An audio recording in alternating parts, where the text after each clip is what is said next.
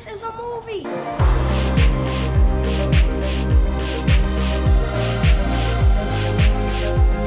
Keep repeating. It's only a movie. Only a movie. Only a movie. I love movies. Gosh, I love movies.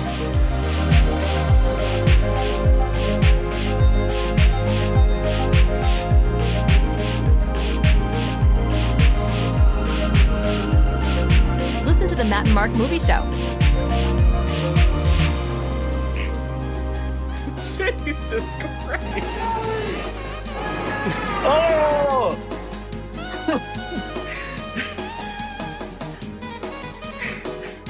Fucking why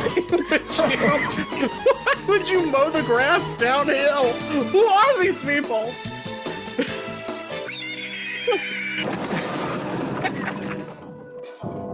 Why did it blow up? Was that real? Didn't that kind of have like a Seinfeld vibe to it? But with like people getting horrifically injured? Holy shit. That's crazy. Happy. What a collection of disasters to start 2026. Jesus Dude, I Christ. figure 2026 so far is one giant cluster. Let's just start it with non-stop injuries and accidents. Damn, some lawyer's happy about that shit. Dude, that was insane. And they had like kid stunt. I've never seen a kid stunt actor get hit by a car. This must have been done in like the 80s and 90s for sure. That little fucker goes flying too, man. He goes flying out. Hey, ladies and gentlemen, we are fucking back. We're so back. We're back with... I was watching the podcast. It's the Matt and Mark Movie Show. Time travelers, if you've come back through time. Aliens, if you're getting this frequency on one of your ship's many machines. This is a podcast. We're the Matt and Mark Movie Show, and it's the year 2026. I am Matt. With me, my good buddy, Mark. How's it going, buddy? Happy New Year. Happy goddamn New Year. You know what's going to be hilarious is, A, we have not done this show in like a month, and B, it's going to be hilarious when you and I attempt to remember details about these movies that we saw many, many months ago, some of them, and we get it catastrophically wrong. Dude, I'm totally going to butcher stuff. Dude, I kept laughing to myself because I was like, this is great. It's the favorite films. So you're listening to the favorite films of 2025 episode. This is how we start every year, naming our favorite films from the previous year. And I kept laughing to myself the past couple weeks. I was like, wouldn't it be hilarious if you have this big honking like favorite films of 2025 episode, Matt and Mark, and it's a 10-minute episode because nobody can remember shit. It's you and me throwing lists at each other. That's it. I looked at my 2025 list and I was like, oh God. Yeah, dude. What's this movie I put on? Dude, I was like, you know what's funny too? And this always fucking happens, I feel like, with these list episodes, is like, I have so much to say about my honorable mentions, but then when you get to like the meat of my actual list, I'm like, yeah, this was great, obviously. And then I'm like ready to move on. It's number one. It's number one. That's right. I'm gonna watch us fumble and do that. Yes. My favorite is gonna be like, what's your favorite scene? Yep. Oh shit. We get caught like a deer in headlights. So yes, this is our favorite films of 2025 episode. This is how it works in case you're new around here or, you know, you've never heard of a fucking movie list show. This is real cheap seat kind of shit. Mark and I name our favorite movies of the previous year. We say favorite. We don't say best on this show. There is no such thing as a best. It's just our personal preferences. And I say this every year that we do this because our list is not like every other stuffy movie podcast list. You're not going to hear, you might hear some movies that you're like, oh yes, of course. But like, you're not going to hear the obvious shit because Mark and I, we have very different tastes than those other podcasts. And I like to think we kind of keep it a little fast and loose. Kind of like, you know how Quentin Tarantino has his end of the year list and people are always like, what the fuck's he talking about? he loved Muppets Most Wanted, right? Whatever it is. That movie didn't come out this year. And like, that's the speed that Mark and I are at. You know, we have our own choices and preferences. So don't think this is going to be like a stuffy movie podcast where you're going to be hearing the same shit, is what I'm trying to say. You're going to hear some different shit. Dude, one spoiler, my whole list is in American English. There's nothing that's going to be at the Golden Globes or at the Oscars. It's just pure garbage. No international cinema for you, Mark, this year? I'll tell you this. I did want to ask you, wait, you know what? Before I start asking you questions, let's do this. Housekeeping, as we do, socials, at the Matt and Mark Movie Show. We're on Instagram, Blue Sky, Threads. And on TikTok, I am Matt's Movie Shelf. Mark is Mr. Monstrous. You can catch us both. Those links are in the show notes. We're also on YouTube. Like and subscribe there. And our voicemail. It's 707-948-6707. Call and leave us a voicemail. We will play it on the show. And Mark, this is a good sign for 2026. We have a voicemail to play. Oh, is it podcast guy, please? I'm not even gonna front, dude. It's not him. It's not him. Shit! What a terrible start to 2026. I didn't was watching the podcast. I didn't want to get your hopes up that it was that guy, okay? Because that's not fair. Because I can't look you in the eyes and pretend that I have that. I don't have that. Shit. I was gonna ask you before we play our voicemail. Were there any movies that came out last year that you wanted to see that you didn't have time to see for this list? Or like, were there any specific movies that you were like, I had to see this movie, and somehow pretty much it'll be anything in your list, I'm assuming. You're gonna be like, if that movie. Bone Temple, didn't see it. Fucking That's not 2025. Anaconda, didn't see it. Bone Temple's 2026, my man. Oh, it is? Yeah, Bone Temple just came out. I thought it was December. No, Bone Temple just came out last week. Oh, this is gonna go God. really well. All right, Anaconda. I didn't see Anaconda. Dude, it would be funny if like my list, half of them are from the beginning of 2026. I think it's all 2026 movies. Mark's gonna be like, my favorite new movie is Scream 7. I love Spielberg's Disclosure Day. Really, number one. Steppenwolf from 2024. Avengers Doomsday is my number one. Oh yeah, 2025 Marvel movies. Barely saw those. Yep. I would say this too. You know, can we also talk? Because some people do like to know, because we've been gone a while, dude. And some people like to know, like, what we thought of things that happened while we were off the air. People like to know. I think some people give a shit. And I couldn't think or find any specific stories that I thought were interesting enough to be like, hey, let's have Mark and I discuss this. But I did find one thing that I thought was relevant to this show, especially because we don't fuck with Marvel movies on the show anymore.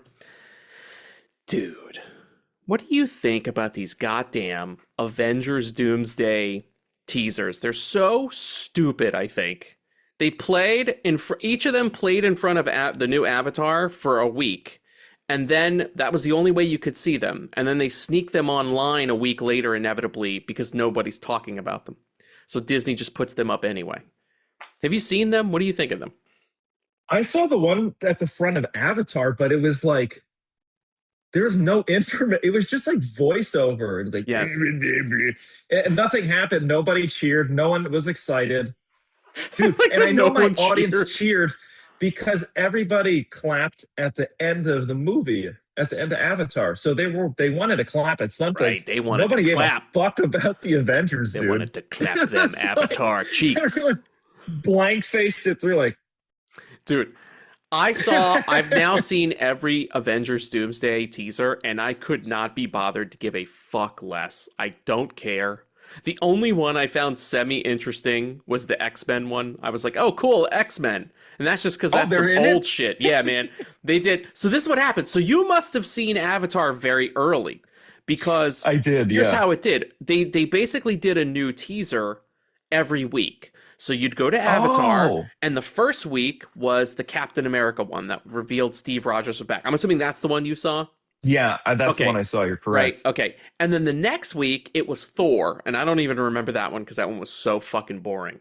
And then the third week was the X-Men, because it had Ian McKellen and Patrick Stewart and goddamn Cyclops at the end. Like, Do they actually show these motherfuckers? They show them, and they show Cyclops fucking with his goggles off when he's like, when his shit's just fucking spraying out of his eyes. That's the best one. Yeah. That is clearly far and away the best one. Fucking had an eyegasm of energy. Because then I was like, ooh, how are they gonna top that for the next one? And the answer is they didn't. They followed it up with the Fantastic Four and the Wakandans, and people were like, I don't care. So Stop. By the way, here's a question for you. Do some of these, after hearing these, just feel like they're trying to court Marvel dads? Like, I can't wait to reintroduce my children to what I grew up in Marvel. Dude, that is 100% what they're trying to do. And the funny thing is, it only worked on me for the X-Men shit, because I got excited by X-Men from like 20 years ago movies, and I couldn't be bothered to fucking... It also kind of made me feel it's like, okay, we wasted your time, and here's what you actually wanted, but it's too late.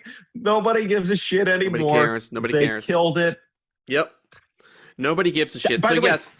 Same with that Mandalorian trailer. People, I don't see any, and I've been with a couple packed audiences. There's like, nobody's like, yay! It's just like, They sit there in like a Xanax haze. They're numb. They feel nothing about it. 15 years ago, people would have been like, oh, shit. Yep. Now they just don't give a Streaming fuck. ruined it. You had too many bad Star Wars shows, too many bad Marvel shows. Now nobody gives a fuck about anything. Yeah, they went from like barely releasing anything to like, here's 7,000 movies. Yes. And it's funny because now they're doing the opposite. Well, I would argue they are and they aren't. They're giving you 4 fucking teasers, which is obnoxious, but each of these teasers show you nothing.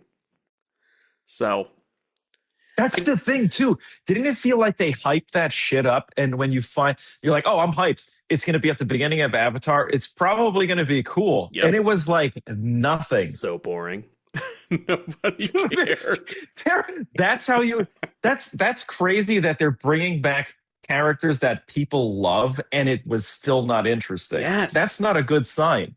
Yeah, I think it's over, dude. It feels like it's over. I mean, listen, I'm sure along with the rest of society, if we are still around at that point and America hasn't turned into a police state, I will go see Avengers Doomsday. That's a long ways away, man. I don't know what's going to happen between now and then. Steve Rogers throwing people out of the country.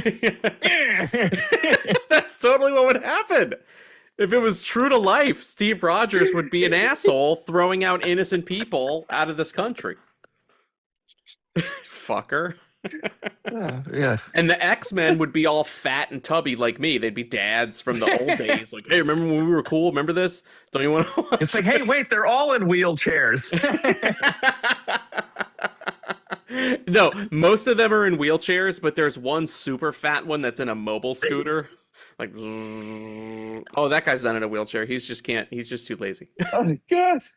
Who said it's like that metal guy? It's like, how did metal get fat? Oh yeah, Colossus. How did metal get Colossus fat? He's Colossus for a different reason. Yeah, dude. You can't be eating that rebar all the time. Yeah, this guy drinks too much oil. He drinks every kind of oil. Drinking canola oil. Drinking peanut oil. He's drinking every fucking kind of oil. How does metal get fat? That's our great way of saying you're not going to find any fucking Marvel movies on this list. Sorry, sorry, Dave, the Aussie, if you're listening. Dave was tuning in for that sweet, sweet Marvel content. It's not here. Like, no Thunderbolts?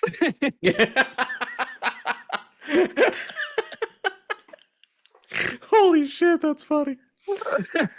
No Thunderbolts. No Sorry. Thunderbolts, goddammit. So, Mark, shall we get started with our favorite films of goddamn 2025? Hell yeah, brother. So Dude, as I am we do, super excited for this. As we do, we count down from 10 to 1. But before we even get there, we just list honorable mentions for the year. These are movies that almost were in our top 10, but got bumped out because there was just no goddamn room. Mark. Dude, some of these, I'm going to tell you, I struggled with because I was like, these could legitimately be on my real list, and it took all of me to not include them.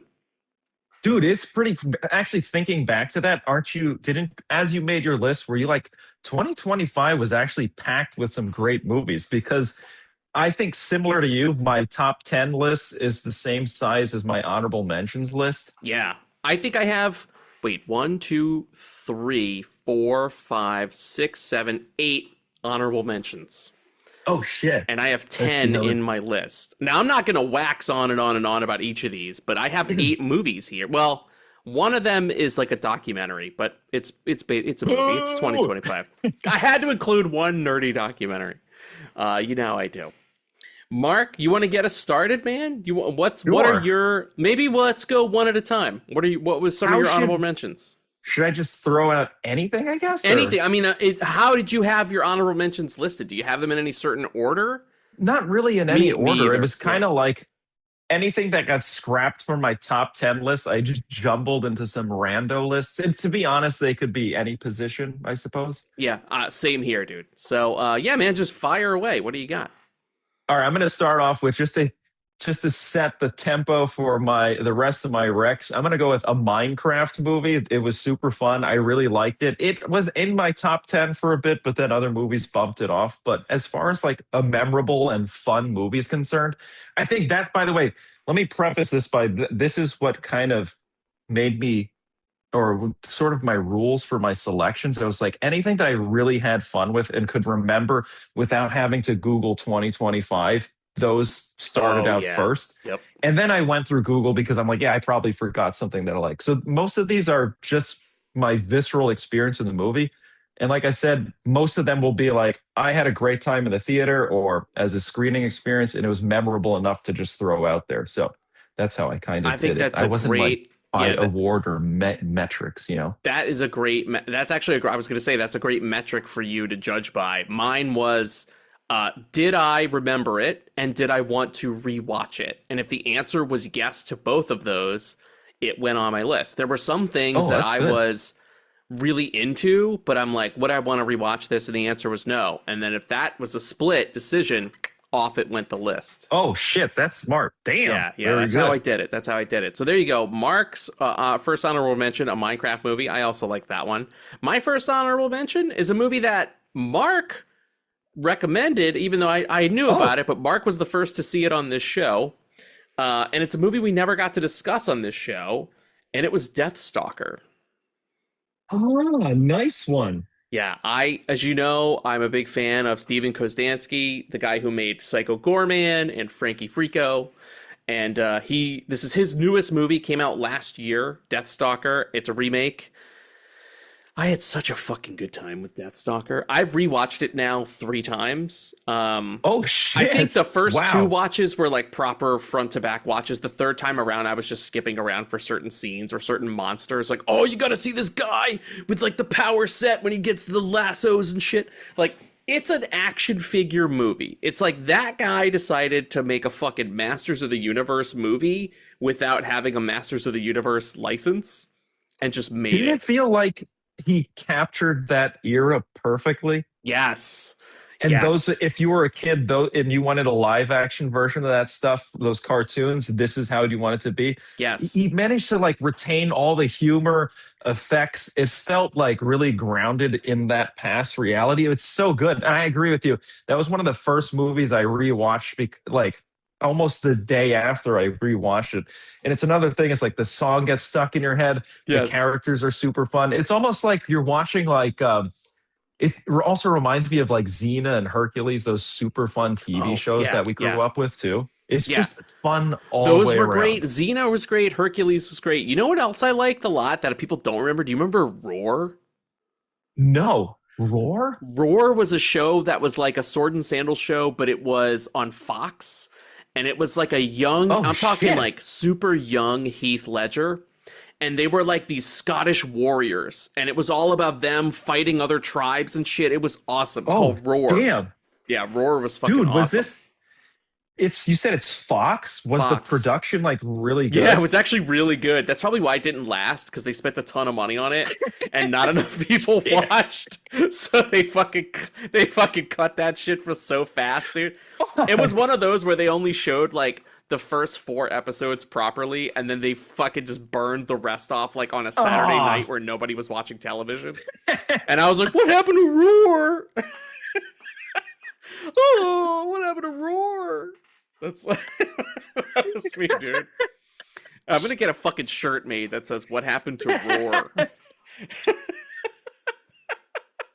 Mark, what's next on your? So yeah, there you go. Shit. Deathstalker, great movie. What's next on your honorable mentions, dude? Oh, you know what? I'll do another. I'm gonna go horror. I'm gonna do Until Dawn because Oh yeah, that was I'm a big fan of the video game. It's another horror film that I was surprised by it. I thought they did a great job. And usually when they're trying to make video game movies, they generally suck. And this one nailed the game, but also made it super entertaining. And it felt like it could be its own movie without the game. It just felt like a really well made. And I know actually, here's something to note. Most of the scores for my honorable mentions and top tens are like at a 5. All the IMDb scores. I thought you meant the musical scores. I was like, what? Is there some kind of pattern with the score of Minecraft and the theatrical score of Until Dawn? Yeah, it's a fucking vibe on IMDb. There you go. Mark went for 5 and under on his shit. Yes, Until Dawn. And by the way, shout out, we did an episode on Until Dawn, so definitely go listen to that if you missed it. Yeah, please do. All right, next up for me is The Naked Gun, the remake with Leslie Nielsen and Pam Anderson. I had a blast with this. This is one of those comedies are always hardest to talk about because it's like, what do you do beyond being like, this is really funny, this part's really funny, this scene's really great. But this movie made me fucking laugh. I think the thing I want to talk about with Naked Gun is that it had no right to be as good as it was. Like it could have sucked, man. It could have just fucking phoned it in. But like, cause like spoof humor doesn't really exist anymore. Well, I guess it does now in light of The Naked Gun, right? But like spoof humor, yeah, like it's not around. It's not easily accessible anymore. So it was cool. It was almost like the filmmakers took that and they were like, we're gonna fucking make sure people want this shit again. You could sell tickets for this shit because it's fucking hilarious. Also, this was one of the movies that I think I had the best time watching last year, have rewatched several times. Like it's on Amazon Prime right now, and over the holiday break, dude, I spun it a bunch of times, just like in the background. Oh, cool. We were like cooking on Christmas Day, and I had The Naked Gun on just because I was laughing. It's fucking great. That's awesome, actually. You're totally right, by the way. It even felt when the trailers were coming out that like, oh no, all the best stuff's going to be in the trailer. And then when you finally go see it, the audience is not going to be into it because it's like, feels like a dated style of comedy. And who would have thought that it's still good today? That's fucking awesome. Absolutely, dude. I hope we get more bring back spoofs. We want the spoofs. Yes, please. Bring back the spoofs. Mark, what's next for you on your honorable mentions? Let's see. Okay, I'll go somewhere different. I'm going to put Good Fortune. I really like that movie. Yes! This is also on my list! Oh, nice. We can just do it together. Great. Okay, cool. 2025 felt like the year it was going to be. Like you needed something that made you restored your faith in humanity, and Good Fortune does that 100%. And I thoroughly enjoyed watching it. I watched it twice, and I highly recommend it to anyone looking to restore their faith in humanity. And it's a sweet, very human movie, and it's got one of the I think, honestly, dude, I think it might be the best Keanu performance in the last few years. Like, I'm even saying, yes, he's amazing as John Wick, but he's so fucking good in Good Fortune. It's crazy how good he is, where you're like, he doesn't have to be fucking shooting people for you to like him. He's just likable. That's a good point, yeah. He's a good guy, you know? Like, his shit is so funny in Good Fortune. That's just a good movie, man. I also think people are sleeping on that movie because there's still some weirdness. People are being fucking dicks about Aziz Ansari, and they're like, I don't know if we can watch Aziz Ansari. They're being giant pussies. So they're not giving a great movie a chance. It's a great movie. So good call, man. 100%. Good call. Yeah.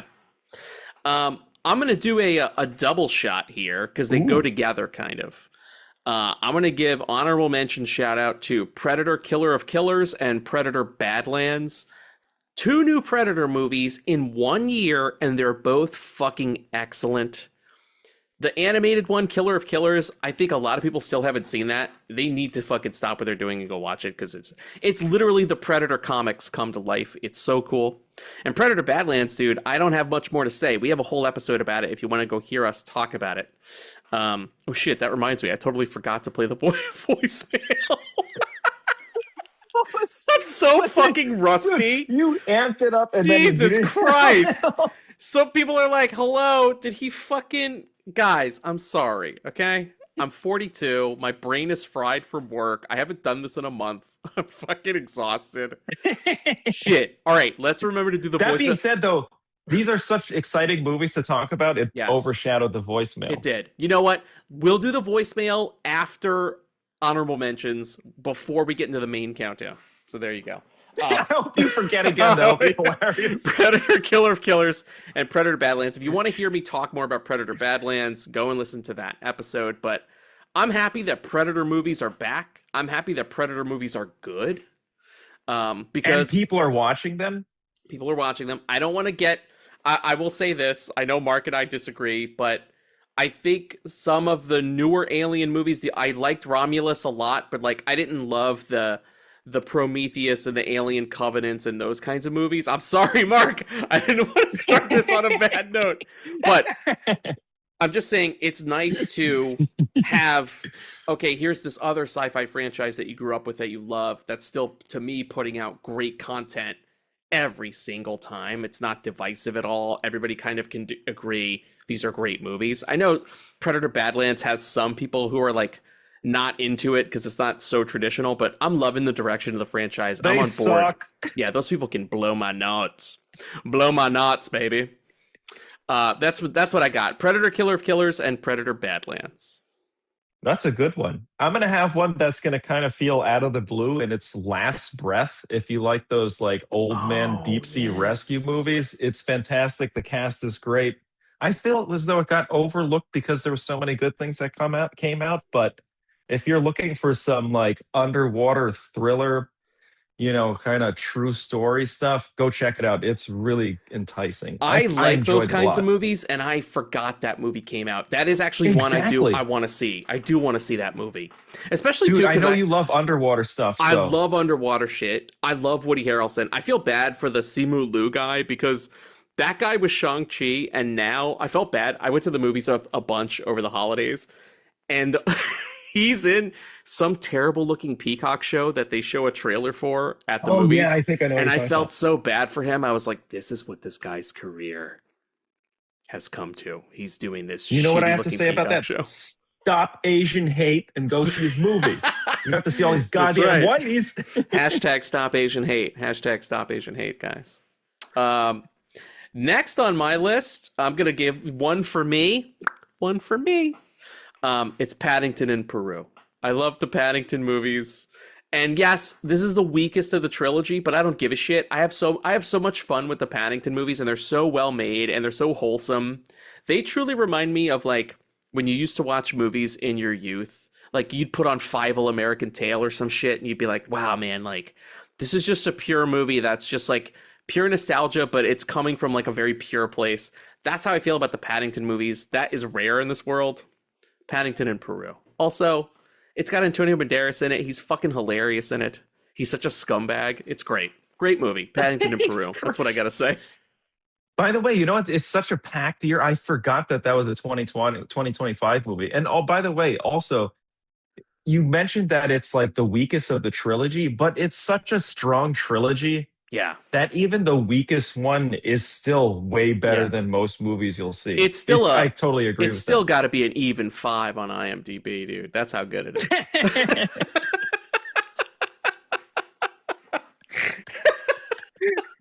is. Mark, what's next for you on honorable mentions, dude? Oh shit. Okay, let's see. I'll do another 5. Since you mentioned 5, I'm gonna go 5. All right, so Havoc was like a super fun, ridiculous action movie from the guy that did The Raid. It's just as visceral, violent, and disgusting. It's really fun. I don't think it deserves. I don't think any of these movies that I recommend deserve a 5. Just so everyone knows. Even though it says 5, check it out. It's super fun. Awesome. All right, I'll go for another action movie since you went action. Ooh. Mark and I were talking about this offline before the show. We were like, there weren't a lot of action movies last year. It seemed we leaned harder as a culture on like horror stuff, some comedy, but there was a lot of issue-related movies. I was just kind of noticing it was light on action, which was weird. But this movie, this is came out in 2025, but Mark was like, you gotta fucking watch this shit. And the minute I watched it, I wanted to watch it again. And I gotta tell you, I was so close to making it number 10 on my list, was Sisu Road to Revenge. Oh, I was really hoping that would make your top 10 list. Did it make your top 10? Movie. I guess you'll have to tune in and find out. Oh shit. Okay, well, how's about this? I won't belabor the point too much. I'll just say I'm so fucking glad you made me watch Sisu Road to Revenge. It's fantastic. It's Rambo. It's Rambo, but it's almost like all of the Rambos rolled into one, which I kind of like. It gives you the fucking zany action of 2. It gives you the heart and drama of 1. It gives you the ridiculous shit in 3, the hardcore shit of 4, and he's just shit blows up, people explode, you get the gore of 5. It's literally every style of Rambo in one movie. If you like the first Sisu movie, you know what I like too? You could tell the makers of this movie were like, fuck it. We just want to have fun and watch Sisu Wreck Shop. Because in the first movie, they really go like, remember, there's like the ladies in the back of the truck, the prisoners and stuff. Like, they try to make an effort to show you other people in the Sisu verse that need help to kind of pad out the drama. Here, they were like, nope, we don't have any of that shit. It's just Sisu straight wrecking shop. The whole the cast is basically Sisu and people Sisu kills. Yep, and Stephen Lang from Avatar, the Sony man. The blind man from Don't Breathe. It's him versus that guy.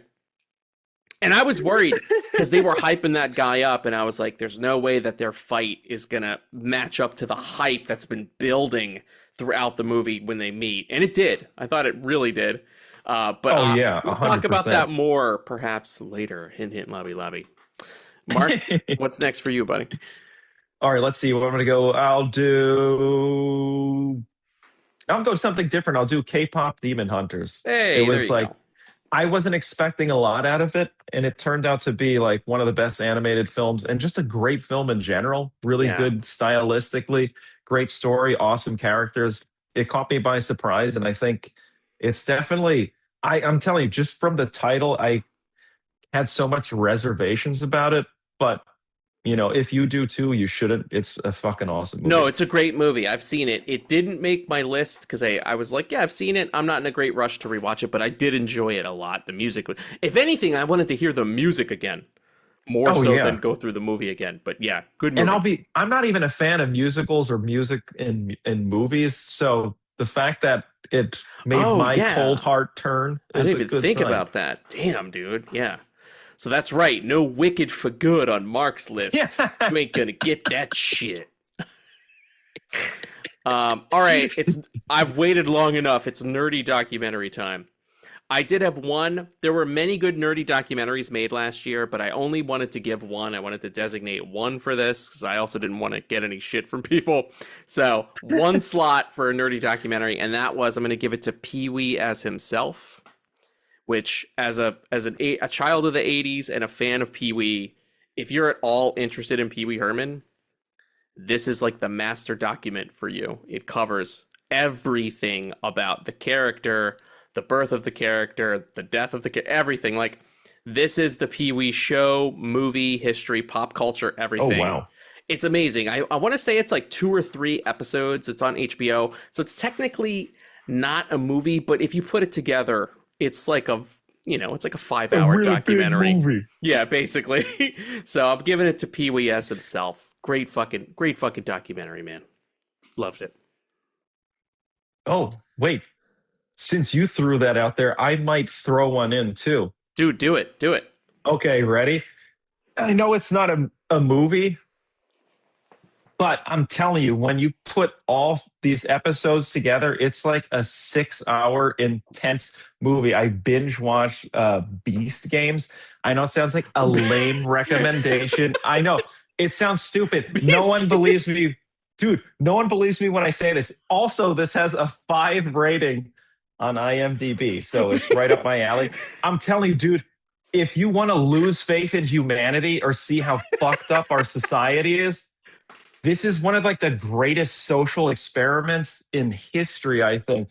It's insane, especially for Western culture, because you see what people do for money and they do horrible stuff.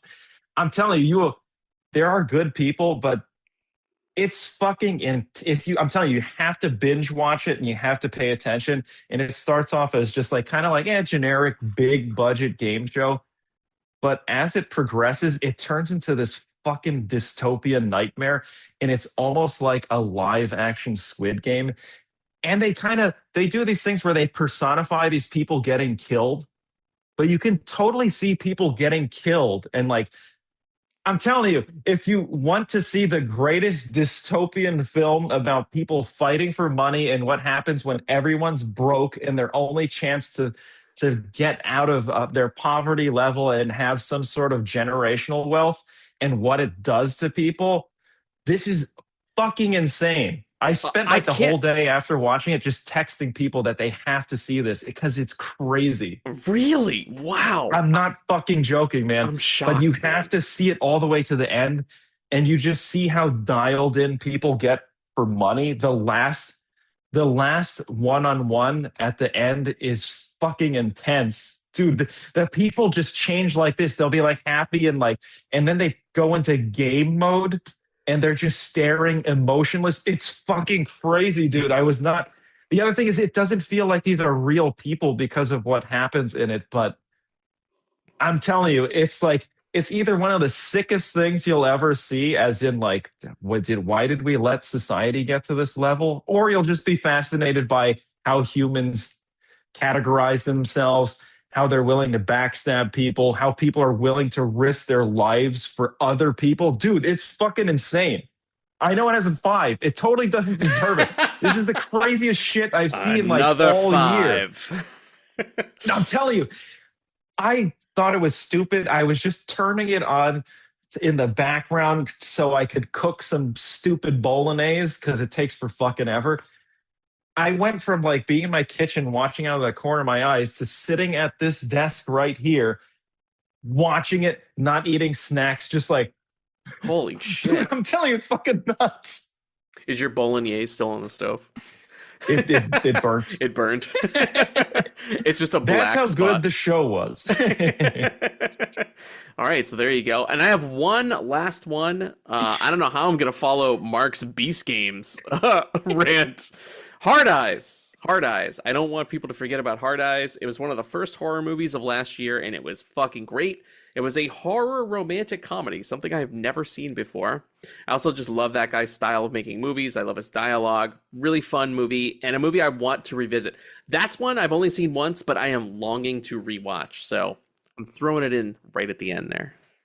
I second that. That is a great fucking movie. And I Great thought it was an end of 2024 movie. That's 2025. It came out February 4th. It came out Valentine's Day weekend 2025, I believe. Oh shit. Yes. That's right. Damn. All right, so I took a note, good Mark. choice. I took a note. Is that all of your honorable mentions?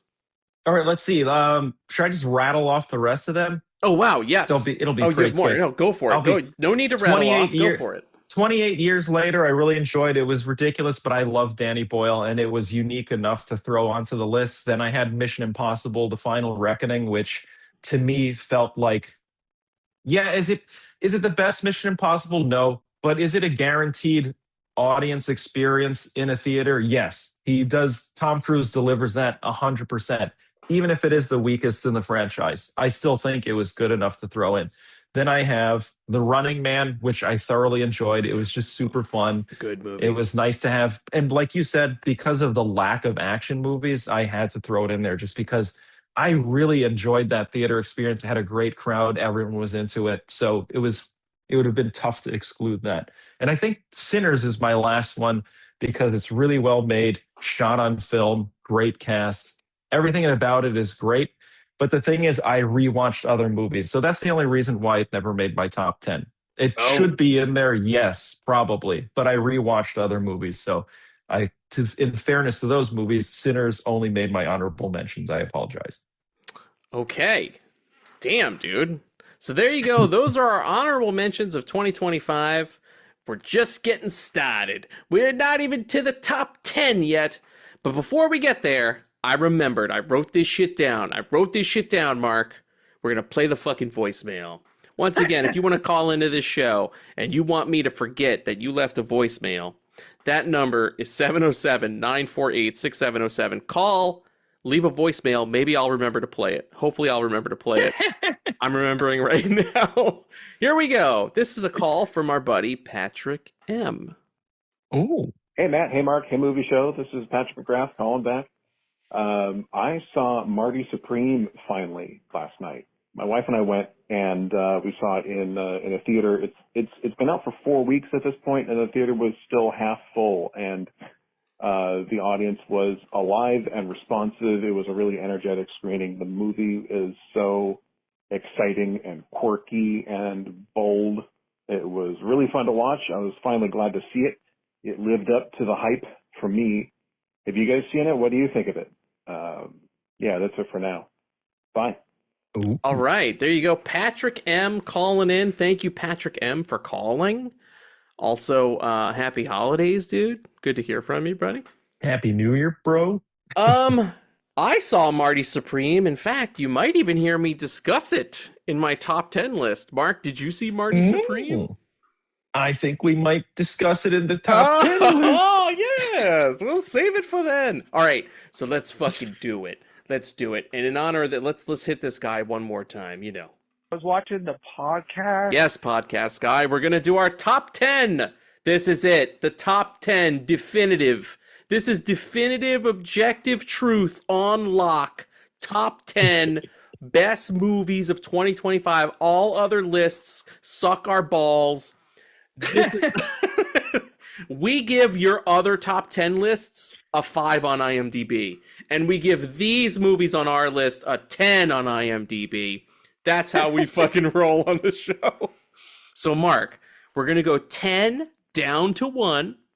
And I figure we'll go back and forth. So, of course, I'll name, Okay. you know, we'll start with you. We'll name your 10. I'll do my 10. And we'll go from there. So here we go. Oh, we're going all 10. Oh, okay. No. Don't go in a row. We'll go back and forth. So you'll do your 10. I'll do my 10. And then et cetera, et cetera. Oh, okay. No, I Yeah. misunderstood. I thought Yeah. 10 as an entire list. No, don't do the whole list. Don't Not blow- to- Here it is. Mark blows all the content for the rest of the episode. Ruin the surprise. And my number 1 is... I wish I would have had a drum roll sound effect here. Assbot. Do you not have a fucking drum roll? What do you have? Give us something, man. Oh, it's Gran Torino. It's Gran Torino. Opposite of a drum roll, Gran Torino. God damn it, Assbot. Come on. All right. Oh, shit. All right, here we go. We don't have a drum roll, but we've got something just as propulsive. Take it away, Assbot. Hand shark! It's Hand Shark. That's how we're gonna fucking do it. Hand Shark. Mark, here we go. Your number 10 favorite film of 2025. What is it? All right. My first one is going to be Death Stalker. Hey! It's the first time the first time that year that I watched something like immediately after watching it. So it would be rude of me to not include it in my top 10. We already talked about it, but it's probably one of the greatest. Like, I guess you don't really get too much fantasy nowadays. And the other thing is, when you do get fantasy, it's always like, you know, it's like Lord of the Rings. It has to be something that really grand. This was just fun fantasy, which I don't think we get too much of. Or if it does come out, it kind of bombs. So anyway, it's it like, has to be that's in a there good just point, because dude. it's different. It's like down and dirty Saturday morning fantasy, like fantasy action adventure, right? They're not trying to be dramatic, or they're not trying to just be locked in awe. They're trying to make you fucking just have fun. That dude. That is even the fuck, and I love Masters of the Universe, the movie with Dolph Lundgren. Even that movie does not do what it's supposed to do, which is be a real He-Man adventure. Deathstalker is the real He-Man movie, in my opinion. Oh yeah, and the other thing too is a lot of these movies and even the TV shows, like we got Game of Thrones, House Yes. of the Dragon. It's like, Yes. what about just having fucking fun and enjoying it? Thank you. You Yes. shouldn't have to like feel something at the end of it and be like, well, that was sad, Sacky. Yeah. And I can go about my day. I shouldn't want to call my grandma after the movie and shit and Yeah, tell her that I exactly. love her, you packed of shit. I should want to cut some monkey's head off and throw a Gorgon shit into the volcano. That's what I want. I want some crazy shit. Dude, this is the type of movie you leave the theater and you're just like, yeah. I mean, you're not going to get that at like, the more prestigious movies. Like at the Yeah. end of Sinners, you're not going to be like, time to take on the day. This one is like, it kind of like amps you up to do shit. Are people dancing out of the theater from one battle after another? Probably not. But I was Yeah, it's like, dancing away to Deathstalker, baby. Yeah, if there's a movie where you just go to your friends group and you're like, this is social commentary and it did great to shut the fuck up. Yeah, dude, if your text is more than 4 words, fuck your movie. That's what I gotta say. Mark's text should be like, fucking awesome movie. It should just be a bunch of clapping emojis. He sends a gif of something. That's a good movie. Good review. You can finally use that iMessage slam function for the text. Yeah. Slam that shit down. There you go. Mark's number 10, Deathstalker. Mark, similar to you, my number 10 was one that I think I rewatched right away. Ooh. Like I watched it and then the next day I was like, I'm fucking watching this again. My number 10, Final Destination Bloodlines. That's a great one. Dude, I had such a fucking blast with this movie. You want to talk about a roller coaster ride? Okay, so for as weak as I think 2025 was for action, was as big as it was for horror. Huge year for horror. No surprise, I'm also a horror head, so a lot of my stuff is horror. But, dude, we had all kinds of horror. We had social horror. We had action horror. We had serious horror, fun horror, bad horror. But we also had roller coaster, blockbuster, like e-ticket horror. And that's where I'd put Final Destination Bloodlines. A movie that, dude, it was like what, this is when you need Tommy. He'll tell you the exact number of Final Destination movies. I don't know the series that well. I want to say this is the 7th or 8th Final Destination movie. Is that right? There's like a bunch of them. There's a ton of them, and they get worse as they go along. Like the first 4 are good. That's why this one's so surprising, right? Amazing. It's like Yes. It's a redemption arc for a franchise, which would probably be considered like washed out. It's fucking Absolute- insane how it Dude, totally revitalized It would be the equivalent to being like Jason Takes Manhattan is the best Friday the 13th movie ever made. Like something that is just so goddamn removed from the whole franchise. And people are like, hey, guess what? This franchise hit its stride 8 movies in. That's what that's what this crazy. feels like. Excellent set pieces, insane kills. And you want to talk about pacing? I think that's the other thing is like what kills a lot of these movies, right? Is bad pacing, slow pacing, or even like you can tell, like if a movie's great, right? We've had this conversation. If a movie's great, in my opinion, like Killers of the Flower Moon, 4-hour movie, felt like it flew by in an hour. But I've seen 90-minute movies feel like they're 4 hours because they suck. Oh yeah. Final Destination Bloodlines is so well paced. It moves so well. You're on a roller coaster ride the whole time. And it's not pretending or aspiring to be anything it's not. It's like we want to be the best, most fun, outlandish Final Destination movie we can be, and that's what we're giving you. Like A+ experience. I loved Final Destination Bloodlines. And it references the old movies in a fun way without it Yes. being like stale or cheesy. And Yes. it reintroduces you to them too. It's like everything about it is very well made. Actually, 2025 is a year that franchises had some redemption because you had that with Alien, you have it with this one. Yep. And historically, I think we've been prior years disappointed with a lot of the franchise stuff that came back. So thank God. Yeah, dude. Fuck yeah. So there you go. Final Destination Bloodlines. All right, Mark. You ready to move on to number 9? Yes, sir. What's your number 9, buddy?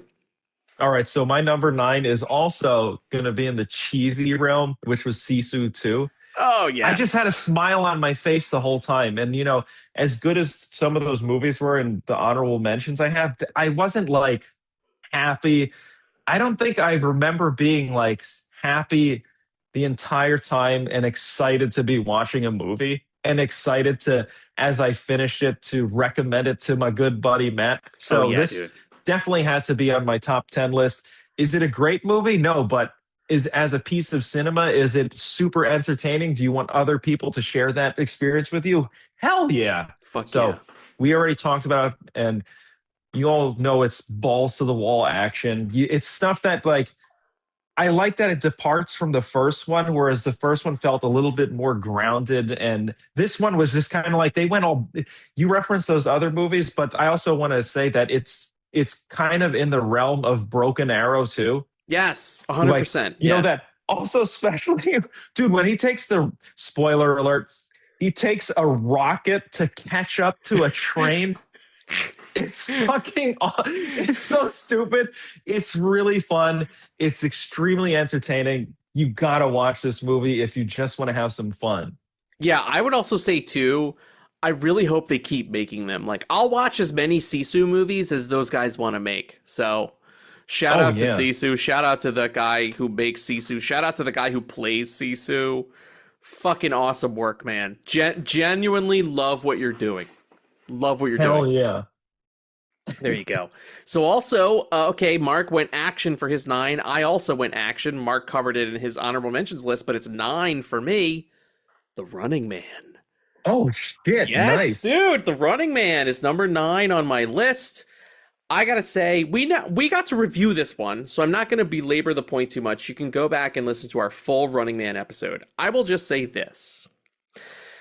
2 things. One, I think this movie didn't get the fanfare and love it should have gotten. I don't know why. It just did not connect with people. I think it might have been also, too, nobody saw it because Predator Badlands came out like the week before. And so people were like, I've already been to the movies. I don't want to deal with assholes again this soon, right? Which is fine. And 2, kind of similar to your whole Beast Games rant, which is going to be epic now, by the way. People are just going to be listening to that Beast Games thing. Is this. Mark told you Beast Games shines a light up to a sad light up to modern society. And I would argue The Running Man does that too, except it's not annoying or preachy about it. In fact, this was like the first time that I had a movie kind of like socially conscious where it was like not trying to be socially conscious, but that's the state of the world we're in. Like a futuristic sci-fi movie is showing you what life is like today. And it's fucking crazy that like I'm a person who wants to disassociate. I don't want to be reminded of the horrors and shit that's going on in the world. But that's how good the movie is. That's how good of a filmmaker Edgar Wright is. He makes you care about those things, and in spite of that, you still have a good time. Like, he still delivers you a great action movie, lots of fun moments of levity. You root for the hero. This is like traditional action filmmaking, and also I love, I said this in our episode, but I love the design of this movie. It reminds me of the 90s sci-fi movies that Mark and I grew up with, like Total Recall. He even has a fucking little monitor that looks exactly like the one that Arnold uses in Total Recall. It's a love letter to those movies. It's a lot of different things. It's playing with a lot of different things. But I was just kind of struck because usually I don't like message movies. And I don't think this movie was trying to be a message movie, but I was like, yeah, man, like, this is fucked. We are fucked as long as we keep, like, if anything too, it also kind of showed me like deep fakes are a big problem, like a big old problem. Oh yeah. And it's only going to get worse, right? Like to where you can't really believe anything you're seeing. Dude, that shit's scary. It's fucking terrifying. But like, okay, that's a loaded issue, but it's crazy that we're talking about that in like a silly sci-fi action movie. You know what I mean? Yeah, but I think you had a good point. It's sort of like you as an audience member come up with the realization rather than the filmmakers telling you what to think, you know? Absolutely. It's sort of like, that's the way it should be. It's kind of like RoboCop. You don't realize how all-encompassing this corporation is till you just start listening to the characters mention a few things. And it's not like, well, it's an evil corporation because X, Y, and Z. It's just like you Yes. discover it as you're watching the movie, which isn't that what the fucking movie's all about? The story's supposed to like slowly bring you Yes. to realizations rather than like Yes. beating you on the head, 100%, dude. Yes. A fucking commercial beats you over the head. A movie Yeah. makes you realize something, right? I think that's what it is. 100%. So there you go. The Running Man. All right, Mark. That's a good one, dude. Number 8. What do you got? What's number 8? Oh, that's kind of. It's funny that you mentioned the Running Man and how they're kind of back to back because I'm going to throw in my 8. It's Predator Badlands, which Hey. I thought it was like it accomplished a lot with having a huge burden on its shoulders. The last few Predator movies, I'd say that kind of like bombed, and it's been this floundering franchise. Even when they combined it with the Alien universe, it still wasn't enough to like get people excited. And I love that series. I love the character designs. It's so cool. Predator 1 and 2 are absolutely amazing. The other ones are also, they're very entertaining. Aliens versus Predator, a little bit on the sketchy side, but this one brought it back to where it was like a premier franchise. It's like, hey, motherfuckers, this is Predator. This isn't some B movie bullshit. This is like big budget, fun action, and it brought it back. And that's it. That's the reason why I believe it deserves to be in the top 10 list. Anyways, Fuck fucking yeah. awesome. There you go. Predator Badlands. Good fucking pick. Again, go listen to our Predator Badlands episode with Please do. Patrick M. That's what reminded me that I forgot that dude's voicemail. Because I like... Sorry, Patrick M. I forgot. I played it, but I forgot it. I'm sorry. We're rusty, guys. We love you, Patrick. All right, number 8 for me is going to be the total polar opposite of that movie. This is one of the few, like, I would argue maybe like artsier or maybe movies you might find on some lists, but I loved it. It's called Eephus. Eephus? Eephus. Eephus. Eephus. I've not even heard of this. I think I talked about it on the show. I don't care if you don't remember because it was so long ago. Because I saw it sometime last year and I probably had it in a rack and didn't explain it well. And that's the thing. This is the hardest movie to talk about because I can tell you how great it is, but I can also tell you with like 80% certainty that nobody else is going to like it. Like, it's for very few people. Eephus is a movie for people who like weird movies and like baseball. If you're that person where the Venn diagram overlaps, yes. Yep. If you're that person where the Venn diagram overlaps and you like both of those things, you're gonna love Eephus. Now, for everybody else, I'm sure they're gonna watch it and expect a typical sports movie, and they're gonna be like, "This is too slow. This is too weird. What's going on?" For everybody else, I'm telling you, Eephus is fucking great. It reminded me. I'm trying to think of how to talk about this movie. If you don't know what Eephus is, it's basically like, it's like you're a fly on the wall. It's almost like a David Lynch baseball movie. You're a fly on the wall, kind of watching this like very regional minor league team play their last game. And you have just, that's the only context you have for what's going on. And it's basically told in little like scenes, like these little scenes that are very episodic. They kind of like ebb and flow and ebb and flow. Sometimes they're funny. Sometimes they're just weird. Right? Like, but then sometimes the movie will branch into this weird absurdism where it'll be like a guy will hit a baseball and it never comes down. And people will like acknowledge that it never comes down, but then it's never solved again in the movie. It's not like it's resolved later as a joke where the baseball falls down and like it just never returns to earth.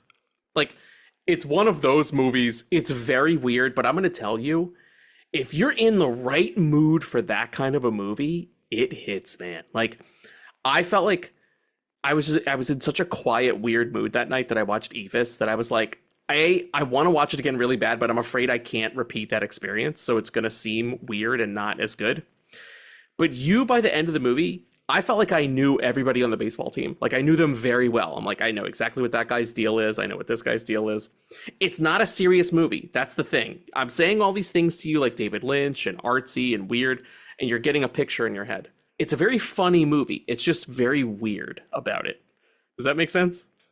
No, it sounds cool actually. I get it. Maybe is it kind of like David Lynch's Dumbland almost, where it's like super funny, but it's still weird and Sometimes I think disconnected sometimes from. with like Dumbland, it's like very quick humor where you get it right away. I think Ephes is a slow burn for humor. Like Oh, it interesting. really makes the joke unwind itself to the point where you're like, oh my God, I just realized why this is funny. And when it hits for you, it's really fucking funny. And sometimes they'll pay that off, but other times they just want to be like, yeah. It's like one of those supernaturalistic movies too. So like they start playing the game, and by the time the game is ending, it's nighttime, but they don't have like lights in their park because they're poor. They're a poor team. Nobody gives a shit about them. So the lights are off at the a little field that they play at. So they use headlights from cars to light the end of the game, and it looks real. Like it all looks very naturalistic. It's got that kind of vibe. It's very hard to explain. It's like if real life were comedy. Like you find the funny things, but they're not so perfectly timed. The joke isn't so perfect that it's in that moment. Sometimes a joke happens 2 weeks later and you're like, "Oh, that's funny." It's like Oh, that. interesting. It's very weird. I really loved it though. Also too, this past year was like a year where I really finally started to get into baseball, and I started going to games. I started going to the Oracle and going to Giants games and stuff. Oh shit. And yeah, you know that. You've seen my Instagram. I started going to Giants games and just kind of having a good time. And I like baseball. Never would have thought. It's not like I'm a diehard fan or anything. I know literally nothing. I like one team. I don't know statistics. I don't know people. I just know that I like to watch the game. So again, it's a very small group, but if you're in that group, you will love Ephes. I think I'll check it out. I know I remember you mentioning because I had that, but for some reason, because of the title, it sort of Yes.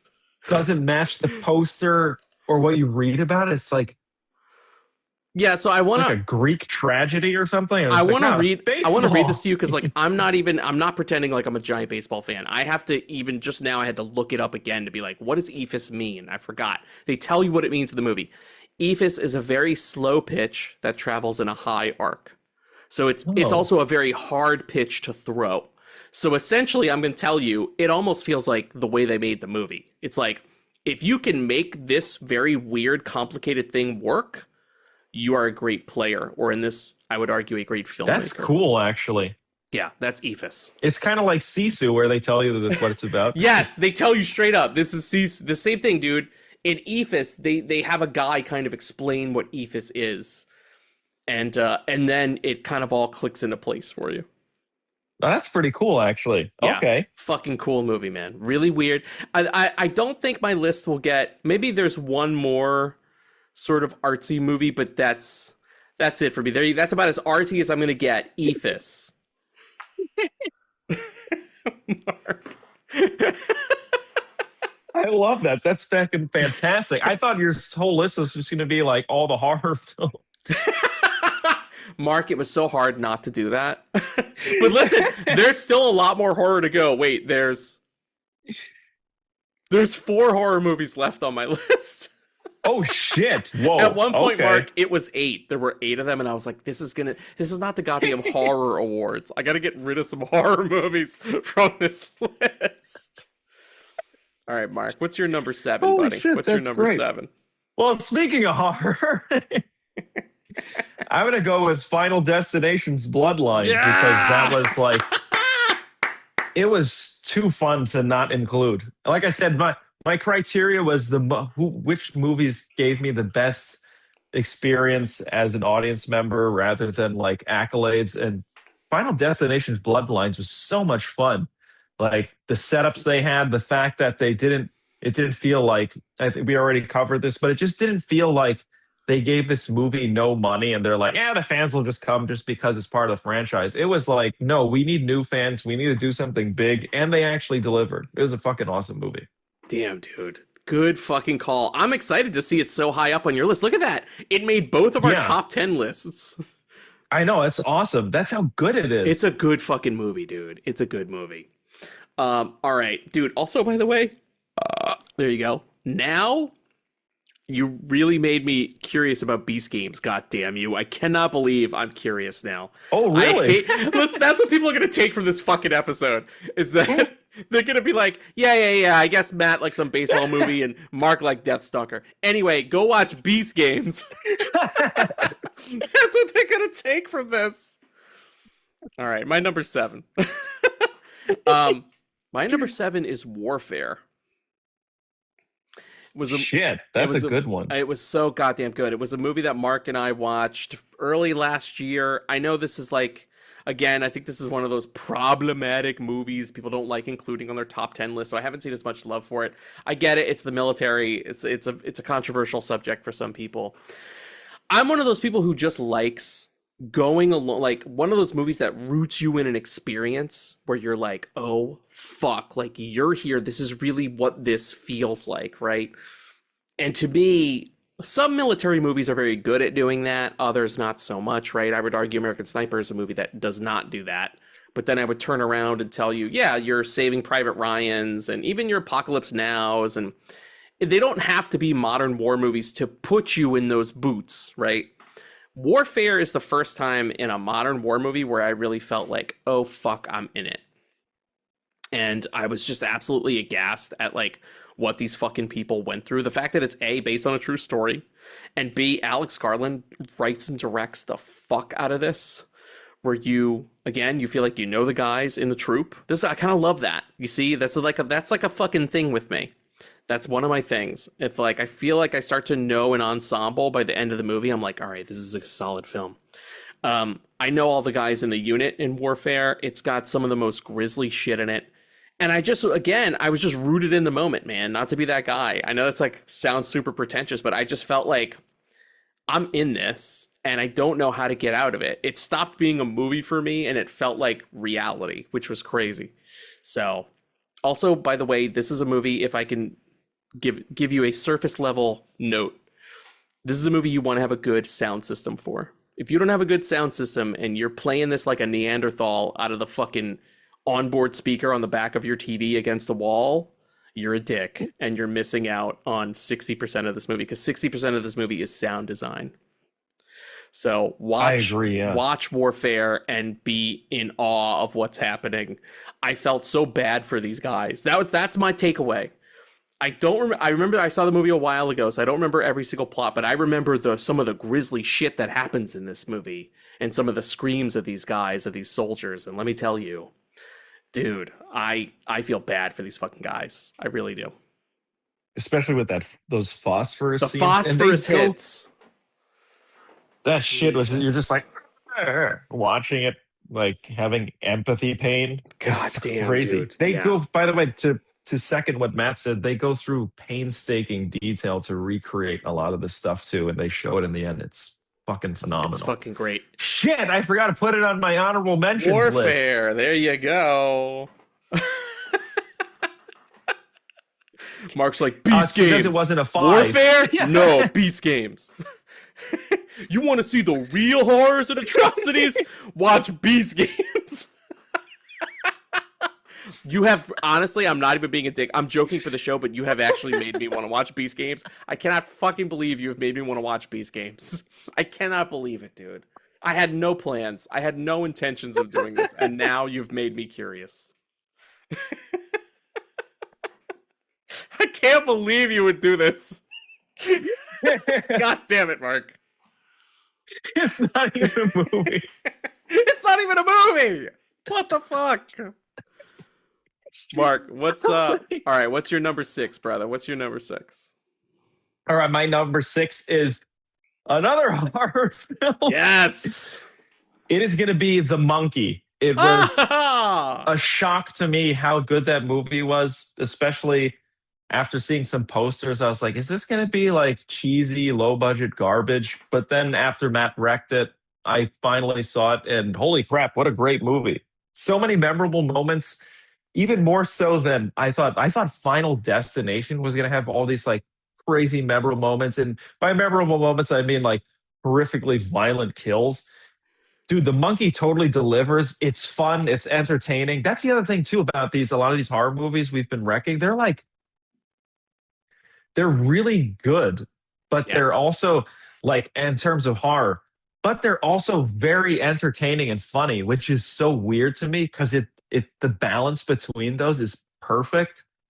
Like the Yes. amount of horror you feel Yes. and the elation you get from the jokes. I don't know, they're fantastic balance, and it's just a great movie. It doesn't matter what genre it is. It's just a fucking awesome movie. So thanks, Matt, for wrecking this. And now it is my number 6 on the list. Dude, and I couldn't agree more. I mean, spoiler, I have it in my list, and I'm just going to talk about it now because we're talking about it now.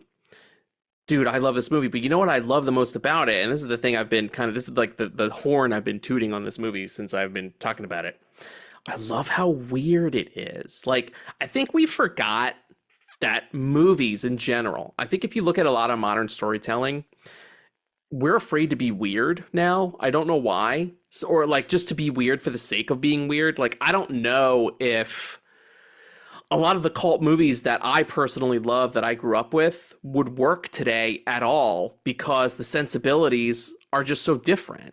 I love that The Monkey feels almost like a weird time capsule to another time where it's like, yeah, we're just being weird. We have a movie where like maybe death is like a character and it's okay to laugh at these things and it feels cosmic and weird and otherworldly, or maybe you were fated to always kind of all be surrounded by these atrocities, the main characters. The fact that they're twins. We had a lot of twins in cinema last year. I don't know why, between like Sinners, The Monkey, Mickey 17. We kept running into like movies with multiples or twins. The Monkey was fucking awesome. It again, and I'm also, you know me, I just love fucked up. I love funny, and I love to be shocked, especially with stuff like this. And it delivered on all those, man. It was just a fun ride. I would say it would almost, now in talking about Bloodlines again, I think that would be a great double bill. Like if you did Bloodlines and The Monkey, I think that would be a fucking fantastic night, and you would just have a great time. That's just like fun release. It's almost like 2 roller coasters. Like you go on a roller coaster and then you're all worked up like, oh my God. And then to get rid of that, you go on another roller coaster. You know what I mean? that's kind of what those 2 movies are. So yeah, I love The Monkey. I have it in my list, but I just wanted to talk about it now while it was fresh, and Mark had brought it up. Excellent movie. Excellent pick, man. It fucking rules, dude. I mean, I'm guessing it's a lot higher on your list, so that kind of attests to how awesome that movie is. If it doesn't feel like a movie. Actually, when you hear about it or read about it, it doesn't feel like a movie that would wind up on a top 10 list. But yes, after you watch it, you'll see how appropriate it feels for 2 people to have it on their list. Yes. I'll just tell you, it's number 5 for me. It's my number 5. Oh shit. But when we get there, I'll bring it up. But yeah, I just wanted to discuss it now because I was like, Mark's in it. I want to fucking talk to him about it. But my number 6 is Sinners. I really loved Sinners. I had a great time with it. I'm also a massive fan of like 2 kinds of movies. I'm a fan of down south movies. I love those movies. I'm from the South. And I also, too, love vampire movies, especially like real gritty vampire movies. I don't like my vampires pretty. I don't like Interview with a Vampire kind of vampires. I like From Dusk Till Dawn kind of vampires. I like gritty vampires, Blade vampires. That's what I like. Near Dark. Near Dark, right? I want to feel the toll that the lifestyle takes on the vampire. And I think Sinners does that. Also, it's beautifully photographed. Yes. Is it a perfect movie? No. Does it have some things that are questionable towards the end of the movie where you're like, wait a minute, where do these other characters come from? All of a sudden they have like all these extra people in the bar that are getting eaten. Who are these people? I don't care. Because to me, this is my one vibes movie. Like, kind of like how people like Christopher Nolan or they like, Inception or whatever, right? People watch those movies not because they make sense, but they watch them for the vibes, quote unquote. I just like the way this movie feels. I like the way it looks. Sinners to me is the one vibes movie on my list. This is a vibes movie. I like the way it feels. I like the way it looks. And I also find it just eminently watchable. I think that's the reason it's so high on my list. I would argue, I mean, obviously I like The Monkey more than Sinners because it's higher on my list, but like Sinners is a movie that I could just easily tuck into. Like, And I don't have to watch the whole film. Like I can tuck into sections of it and be like, okay, I just want to watch the section where they recruit Delroy Lindo and they go and pick up the other guy. Like there's something very watchable about those sequences and the way that the camera just travels real fluidly. And other times I'm like, fuck it, I want to see the vampires dancing around in a ring outside. I love that scene. So that's my number 6. I thought it was great. It was also the first, I think, large format movie of the year for me that I saw in IMAX. I saw it really big. And so it was just a treat. I remember I had just come back from Europe, and I had like a shitty time in Europe because I got injured in Paris. And I came back to America, and I had a giant boot on my fucking leg, and I hobbled into Sinners. And it was just so cool to see this like awesome vampire movie in IMAX. I was like, this is a treat. I'm not in Europe anymore. Yay! That's how it felt. Sinners. It's my number 6. That's a great choice, dude. All right, there you go, people. We're approaching now our top 5 favorite films of the year. Dude, Mark, so far, have there been any surprises for you? Like, did you think some things would be mentioned by now? Are you surprised at some things that you've heard so far? The Ephus one threw me off because that was such a like.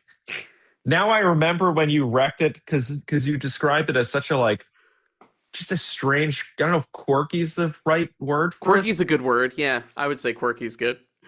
And usually it's like it doesn't feel like an indie movie because it's all like no names, right? Pretty much. Yes, it's all no names. There's not a single person you will know. It strikes me as a lot harder for one of those films to make one of our lists, I feel. Yeah, so I agree. That kind of shocked me. I thought you would definitely replace that movie with like another horror film. I almost did. But I also loved Ephus. Ephus also feels like a movie. It feels like your friend made a really good movie. Like, hey, my friend happens to be a filmmaker, and he has like an Alexa or whatever, or a Blackmagic camera, and look, he made a movie, and you're like, oh, I don't want to watch this guy's fucking movie. It's gonna suck. And then you watch the guy's movie, and you're like, this movie's great. You know what I'm talking about? Like, you know how you're always at odds with that person, even though we love film, and we went to film school, and we were those guys at one point. Your first instinct is like, I don't want to fucking watch this guy's movie. But it's good. It's like watching Christopher Nolan's first film, and it's like black and white and kind of like low budge, and you're like, I could be watching Tenet, not this piece of crap. I could be watching Beast Games. It's in color. Yeah, exactly. On Amazon Prime. I just know the promo for Beast Games is like, because you'd be watching Amazon now and they have ads for shit. And like, I'll be in the middle trying to watch Fallout, and then it'll cut, and it'll be Mr. Beast's weird face, and he'd be like, Beast Games! He says it like right away. Dude, I know it's not to make this an ad about Beast Games, dude, but you had to fucking mention it. There are these traumatic moments for these contestants where they're crying, and it's like, my life depended on this money. Dude, Mr. Beast will be either laughing at them or just smiling like with his dead eyes, and he'll be like, oh man, oh no. Dude, it's fucking weird. It almost feels like he takes pleasure in seeing these people watching their lives fall apart. It's kind of like he wants these people to fail so he can. Dude, he has this guy Little Yachty on. This person is just describing and crying about how I guess they made the wrong decision and they missed out on all this money. I believe the scene was, dude, he's just trying not to laugh, and they like do this pan to him laughing, and meanwhile this other person's like their life just got decimated. Beast Games! Laughing at these people. It's crazy. That's so true, dude. He has these dead eyes and this weird expression. It's always the same. You see a thumbnail of his on YouTube, and you're like, there's his dead face. Dude, his eyes, they're like looking. It's like he doesn't know what an eye line is because he's looking through these people because they're just content to him. They're just content. He only sees content. Mark, you gotta watch it. Dude, what if the next episode we do, I'm like, I don't have any recs, I just watched Beast Games. I only watched Beast Games. Dude, I will do I will rewatch do a Beast Games season episode 1 just to do an episode with you on it. Dude, it's fucking crazy. All right, dude, you might have convinced me. All right, Mark, what's your number 5, man? What's your number 5 of the year? Are ready for me to get dumped on? Here Dude, we my go. number 5 is Tron Ares. Oh, I was fucking waiting. love that movie. Dude, I was waiting for a everyone told me- controversial Mark pick. Everyone was telling me it's a piece of shit. Maybe this helped actually, because before I went to the theater, you know, you type in Google and there's a splash page, and Yes. it's just like you get all the sort of things that they think you want to watch. Mine were all like, Tron Ares sucks ass. This is like the day, or like maybe an hour before I was supposed to go to the screening. So I'm like, great, this movie fucking sucks. So anyway, I went into the movie thinking it was going to absolutely blow. Dude, I fucking loved it. It was super entertaining. I didn't see any of the problems that other people saw. I'm half Asian. Got some Chinese people in it. You know? Yeah, Hashtag stop Asians. Asian hate. Hashtag Yeah, stop Asian hate. That's why people hated this fucking thing. That's right. Jared Leto's basically an Asian. Wasn't he trying to be a Japanese dude in another movie? You know what I mean? Oh, the outsider. Anyway, He was like a fake Yeah, Japanese he's an guy. honorary Asian guy. So You guys adopted. welcome the to Asian the community full Jared adopted him. Leto. Yeah, he doesn't age. He's slightly autistic, probably. Perfect Asian. Anyway, I love the movie. The effects were great. The soundtrack fucking rules, so much so that I bought it on record, and I'm probably never going to open it for some unknown reason, even though it'll be worth nothing. You're just 'cause gonna no one stream it liked on this movie. Spotify, but you'll Yeah. have the record sealed on your wall. And everyone's going to be like, why'd you frame this one? Everyone hates this. But Be like, I why love aren't this there movie. any It's framed number pictures 5. of your family? You just have framed, sealed albums and movies. What is this? It's just photos in my house of Jared Leto as his Ares character. They're not even signed. They're worth nothing. They're all in my toilet. I don't know where. Anyway, I think it's a great. I love sci-fi, so there has to be some sort of sci-fi in my I was top 10. waiting. You know? I was waiting for I was like, what are we gonna hear first? Tron Ares or Avatar 3? And I was waiting. So I'm sure Avatar 3 is coming. I'm surprised Tron Ares was this low. I expected it to be like your number 2 of the year or something. I truly did. It should have been actually. Can I reshuffle? You get... All right, my number Let's do another 5. take of my number 5. All right, let's go ahead and re-record that whole bit. Brought to you by Beast Games. Mark, my number 5 was the monkey, so I'm not going to belabor that. I won't go into that. So let's put the onus back on Mark. Mark, Oh shit. what's your number 4? All right, actually, before I do this, I want to make sure this was actually from 2025. Oh, Okay, thank God it was. Okay, all right. All right, it's going to be F1 the movie. Oh, F1, yes. I thought it was super entertaining. Good They movie. did. Fuck, I forgot. he That should have been believable? on my honorable mentions and I forgot. It's kind of cool doing these lists because there's a bunch of stuff that I also forgot about as well. Yes. So it's nice that we can revisit all these. But yeah, I thought F1 was entertaining. I mean, I saw it in Dolby, so I've seen it twice. It's super fun. It inspired me to watch Days of Thunder, which I then thought was a fucking awesome. That's a great movie. Great movie. So as far as cinema history is concerned and how cool it is, I think this movie eventually will be considered super badass. I feel as though what's the last Joseph name? Kosinski. Joseph Kosinski. I feel like his movies are severely underrated. Like when you watch his movies, like I know. Well, like except for Top Gun Maverick, I feel like he got his due on that one. It was like critical rating, audience rating, box office. He hit on all fronts on that one. Yeah. He's sort of like, he reminds me a lot of Christopher Nolan, where it's like these gorgeous movies that are the stories as great as they could be. But as far as we're talking cinema, it's a visual medium. These movies are fucking fantastic. They look great. They're entertaining. I don't know. Brad Pitt's fucking awesome. I'm going to sound super pretentious. Kosinski is this sounds like your foreign film professor trying to speak normally, but he makes this grand statement.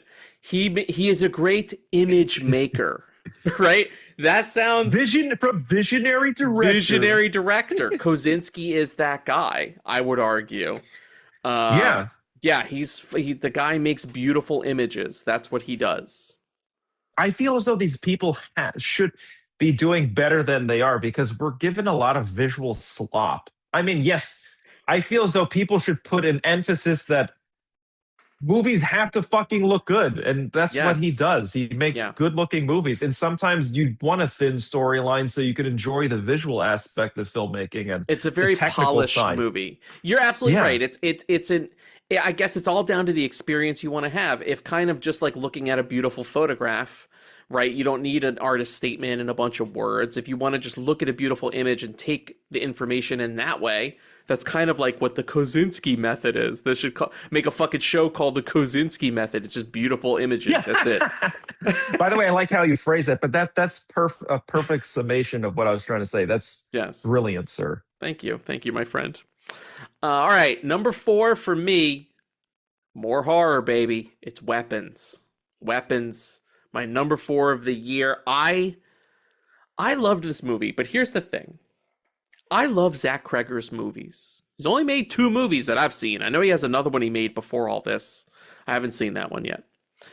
I loved Barbarian and I loved Weapons, but I'm going to tell you, I always get a little nervous before I watch his movies or rewatch his movies because there's something about the way he makes movies, the way that he embodies horror, the way he characterizes it, that truly does scare me.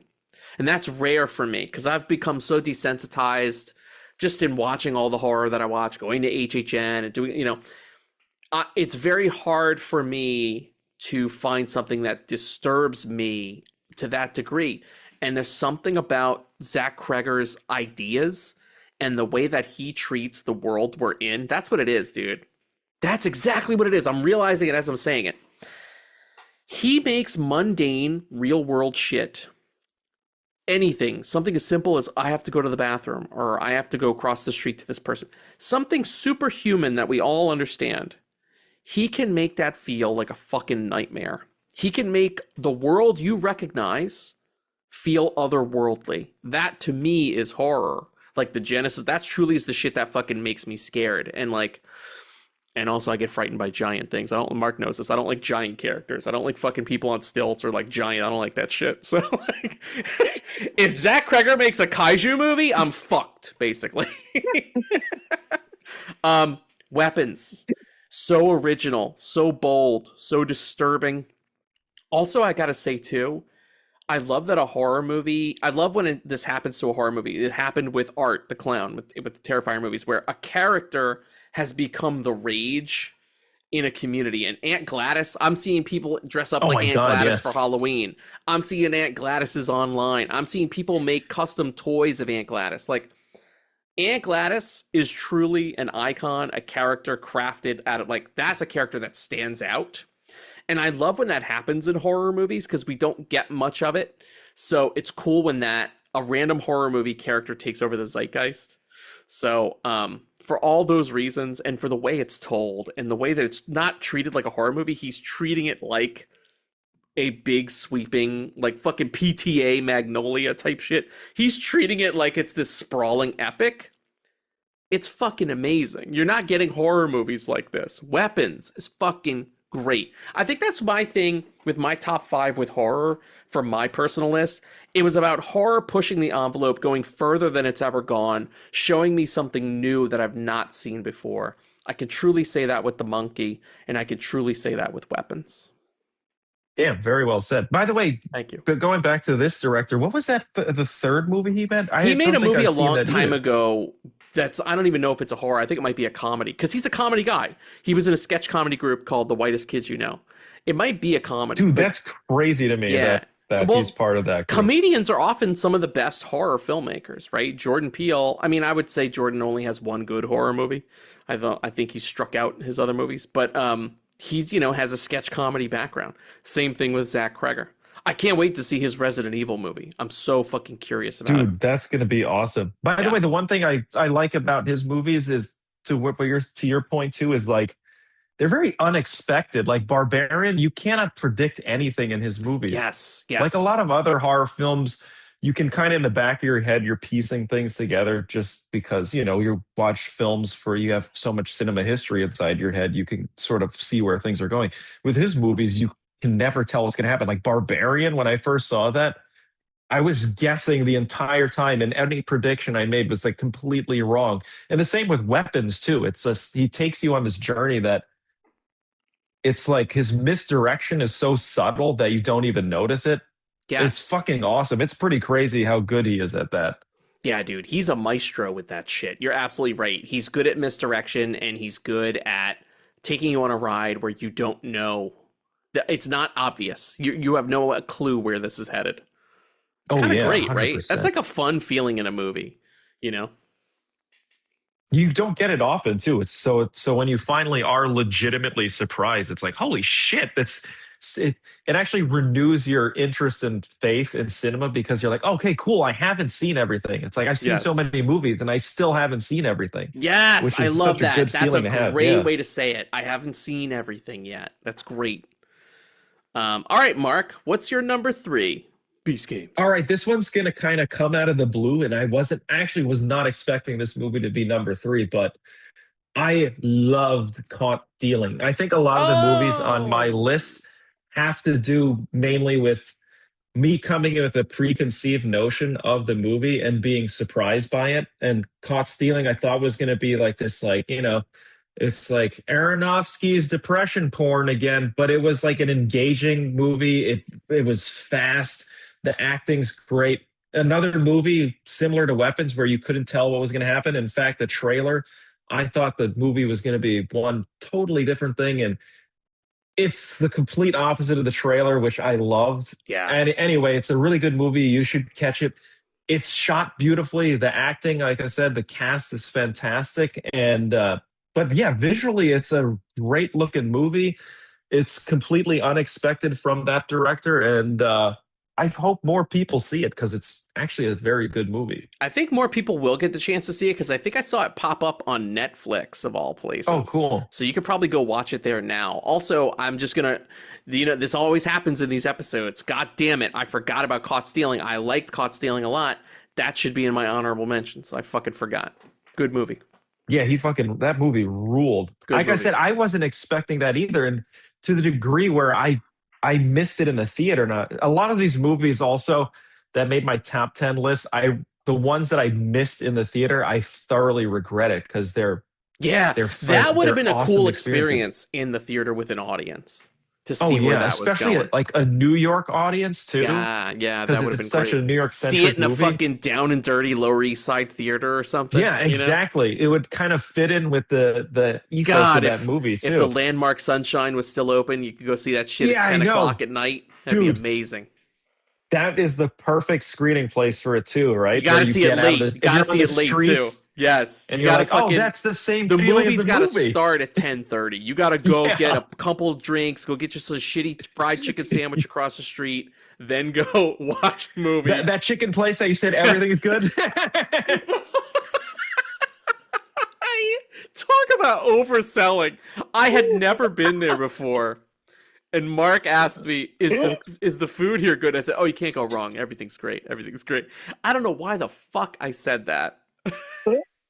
And it was the worst meal. It was like one of the worst meals I've ever had in my life. But that would be a perfect restaurant to go to see before Exactly. 100%. All right, my number 3. Good Oh, good shit. pick, Mark. My number 3 Thank you, sir. is horror. It's the last horror in my list. It's my Oh, third shit. favorite movie of the year. To me, this is super controversial because more than Weapons, more than Sinners, more than The Monkey, more than I almost called it Financial Destination Bloodlines. That's Beast Games. Financial Destination Bloodlines. That's what it is. My favorite horror movie of the year. This movie is getting no love from people. Everybody who sees it says that they think it's stupid. They didn't like it. They couldn't, relate to it. And I'm going to tell you the best horror movie of the year. No, not best. I'm sorry. My favorite horror movie of the year. And people are going to be mad. But I'm sorry to tell you, it's Good Boy. Good Boy is the best Oh, horror movie shit. I saw made in 2025. And just like Wow. we were saying, it did something I've never seen before in horror, where it basically turned a film art project of treating the dog like the main character and having all the production insanity that goes with having to do that. It took this guy years to make the movie, like literal years, like fucking like Richard Linklater Boyhood style, where he's shooting the movie, like, because he had to get the dog specific. He had to get a specific reaction, a specific look. And so it was his actual dog. So the director has to be there, be present, be in the movie so the fucking dog can react to him. It happens that the guy's a great director, and it happens that he's also a good actor too, luckily. But dude, I gotta tell you, for me, the experience of Good Boy, it was such a unique movie, very frightening. The concept and world building in it was great. Like, it could have, it could have just been, hey, we're the dog horror movie from the dog's POV and just rested on that. But it chose to also give you great lore to tease this world that's out there. Like, it filled the horror movie out with real terrors, great ideas, possible sequel ideas, I even think. Although everybody seems to not like this movie. I seem to be the outlier. I don't care. Oh, really? Yeah, people aren't loving it the way I thought. To me, I was blown away. I sat and watched it and I was like, I've never, you know, when you're watching something so new, like either technically new or conceptually new, like a Barbarian, something like that, where you're like, what the fuck is happening? This is great. Like, I don't know, or even as you're watching it, you don't have the movie vocabulary to figure out how to feel about it, how to react to something, because it's all new. It's all, you're on the cusp of something you've never experienced before. And that's the way I feel about Good Boy. I've never seen some shit like that. It felt like so audacious and crazy to be like, I'm going to show you this horror movie from the dog's point of view, but I'm going to sell it. It's not going to just be me getting reaction shots of a dog. I'm going to put you in the mindset of an animal in a horror movie. It's unlike anything I've ever seen. It's fucking great, Mark. I loved it. I'm sure I'm overhyping it. It's my favorite horror movie of the year, and it's my number 3 movie of the year, Good Boy. I fucking loved it. That's really... Also, Indy, I was not expecting Indy the dog, best performance. Amazing performance. He's great. It's just crazy, like, to think, the one thing they tell you when you make a movie, like, don't work with kids, don't work with animals, and don't use water. And this fucking guy used animals and water in the movie. And he does a great job with both. But was smart enough to not use kids. Was smart enough to just leave the fucking kids behind. But dude, it was like, I was just stunned by how good it was. And how different and just, it felt like it put, like, envelope pushing, like, whoa. Like, wow. It's doing what the genre has never seen before. I've never seen something like this. Damn, that's, wow, okay. I was actually waiting to see it out here because I wanted to see it on a big screen without any interruption. So, yeah. Dude, that's an amazing review. And I'm telling you, as far as surprises are concerned, I was not thinking that movie for number 3. I was like, shit, what other leftover horror films did we see from 2025 that we could throw in here? I completely forgot about that one. That's kind of cool that I have to give your list a lot of respect because mine's like big Hollywood dumb shit. You're throwing in, like, you know, indie films like from nobodies. Goddamn Ephus. I'm throwing in fucking like Tron Ares and, like, you know, the Apple movie F1. All right, listen, F1 is good. What's wrong with me? F1 is good. F1 is good. All right, Mark, here we go. Number 2. Wouldn't it be crazy if our number 2 or number 1 was the same? And I have a feeling it might be. I think my number 1 will not match yours. Oh. I have a feeling. Okay, I now know what your number 1 is. Mark, what's your number 2? Number 2 has got to be, and it comes in late to the list. The reason why I have a big honorable mentions list is because this movie kick the other ones out, and it's Marty Supreme. Holy fuck. Mark, I did not my number 2 is Marty Supreme. My number 2 is Marty Supreme. Yes. Oh, good. We can actually talk about it together. Yes, let's discuss it. I was not expecting that shit at all. I thought it was going to be this fucking table tennis movie, and all the action was going to... This thing was your... Dude, when you said Uncut Gems, I'm like, how the fuck is this going to be like Uncut Gems with fucking... dude playing table tennis? I thought it was going to be about, and he had this huge pushback from the fucking the ping pong commission about the fucking orange ball. Dude, that shit with the balls threw me off at the beginning. I thought the whole movie was going to be him like, I even in my stupid head was like, and then the last scene's going to be he finally convinces them to get the orange ball so he can fight against. And I also thought that he couldn't beat the Japanese guy because his paddle was white, and he's going to be like, he's going to make him switch to the orange ball, and then he's going to beat the Japanese guy because he can see the ball. Or because the Japanese guy held his paddle like a fucking pen. Remember, he makes a big deal. He's like, he's holding the paddle weird. I was like, is he going to try and make very Asian? I can confirm that is an Asian way to hold it. My mom holds it that way. She does. Dude, is your mom really good at table tennis? Dude, she kicked my fucking ass. You cannot beat these Asians. They're insanely good at table tennis. Good to know, man. Good to know. If I'm ever in a table tennis position with your family, I'm not playing your family. Yeah, don't play them. You'll lose all your money. I won't fucking do it. Dude, I loved Marty Supreme, and I got to tell you, I was shocked too because I did not expect the movie to just be so madcap, where it felt like it never let up.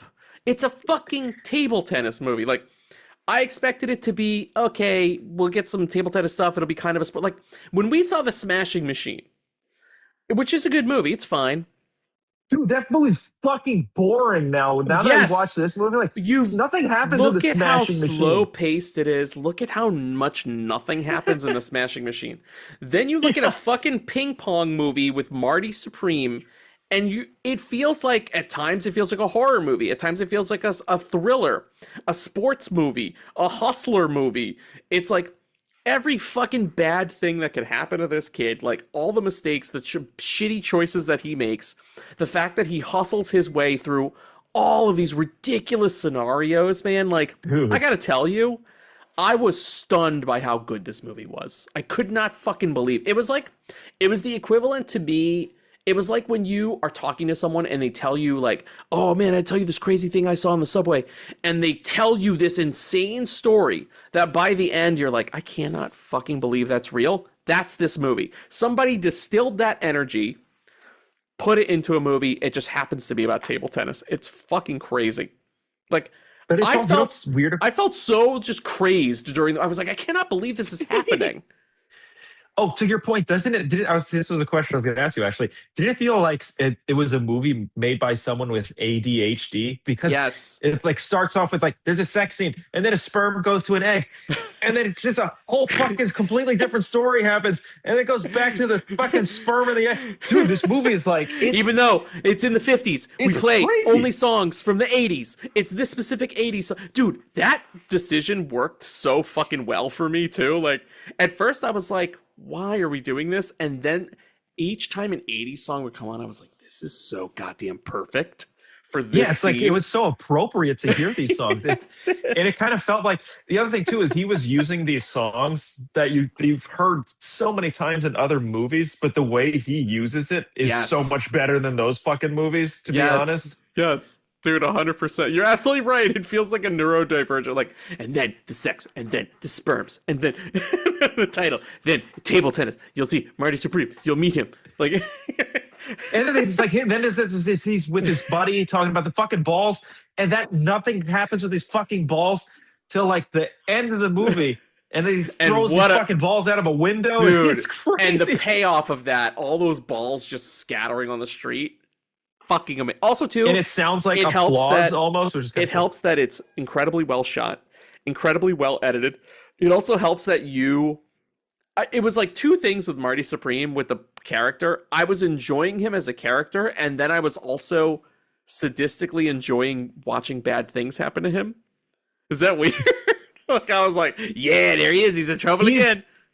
Here's the crazy thing is it's like, you're attached to the character, but Timothée Chalamet is awesome as his character because you're attached to him. He's charismatic, but when you actually think about it, you're like, this guy's a fucking piece of shit. Oh, the worst. Yeah, he's the worst. But for some reason, like, you don't. That's how good. Which brother is this? It's not. Is it Benny or Josh? I want to say it's Josh, but I might be wrong. Anyway, I'm gonna look it up. I forgot his name, but whichever brother's the director. That's kudos to him to make. He's clearly the talented one of the Safdies. Yeah, you really care for him. It's Josh. It's in Josh. This movie. Josh Safdie. Josh Safdie. Dude, If I was wondering where all the pacing came from their movies, it's totally It's him. this guy. It's this guy. Because his other brother, great filmmaker too, but his movie felt like very labored. Dude. Like even the way that The Rock talks is very like calm. It's like it's almost a Zen experience when you watch The Smashing Machine, which is the opposite of its title. And then you see this movie, which is just Marty Supreme, and the title. It's like they should be reversed. How because bad that do you other think, movie wasn't as intense. How bad do you think Benny Safdie feels? How bad do you think The Rock feels? Because they're watching their weird brothers, like other random sports movie, just fucking destroy all expectations. It's the movie that people are talking about. Like, Patrick M is not kidding. On his message, he said he felt his whole theater come to life. And I gotta tell you, it was the same thing. I saw Marty Supreme in a packed room, like packed. You would have thought it was fucking Spider-Man Far From Home or some shit. Packed, okay? And people were applauding, laughing, gasping. Like, it was insane. It felt like being at a rock concert. It was crazy. Dude, I totally agree. And the crazy thing, because like the Smashing Machine is kind of like the early stages of UFC Pride, which had like mafia elements in it. Yes. You figured that movie would have all that shit. It doesn't have any of that shit. It has none of that. Marty Supreme has all of that shit, and it's fucking insane. I'm telling you, there's a gunfight, there's chase sequences. Dude, it is so tense. Piece. It is so tense when they go back to when they go back to Penn Jillette's house, the fucking farmer, to get the dog, and he's got the girl in the back of the car. I was like, this is my nightmare. But the thing is, before that scene, they set a fucking gas station on fire. Shit's blowing up. They're getting chased by You know that rednecks. those guys are fucking Dude. burning alive. Like, insane shit. That's what I was talking about. It has that energy of somebody telling you an unbelievable story that happens to be true. And they're on cocaine. And they're on cocaine. Yes, they're telling you fervently, feverishly. They're fucking skipping ahead. They're like, oh, and I gotta play the song while you're sweating. Yeah, dude. Yeah, he's spitting on you as he's talking. You're like, Dude, it's crazy how every scene is tense. You think she's just going to go to deliver this fucking necklace to him in the park. Yes. No, they're going to get chased by fucking cops with flashlights, and they have to dodge the husband. He's going to get fucking spanked bare ass in this rich guy's house. This is all in the same fucking day. And not only Dude, that, I felt so bad not... for the days that he had leading up to getting to Japan. Because the Japanese guy has probably been sleeping well in a hotel. He's had everything taken care of for him. He's been practicing. He's eating the best food. You know, like, they hooked him up. He's getting the celebrity treatment. He's like a local hero, right? And this kid has been spanked, shot at, beat up, chased, dodged bullets. No sleep. Had to be humiliated, is constantly... And then he still had to play in spite of all that and still beat the guy. By the way, this is where the realism takes place. And part of me, here's my stupid brain where I was like, I'm kind of glad it happened that way. I was like, but if you think about it, Marty Supreme beat a guy that beat like 10 other dudes first, then played Marty Supreme, and then he lost. So it's kind of like, did he really lose? Did he really?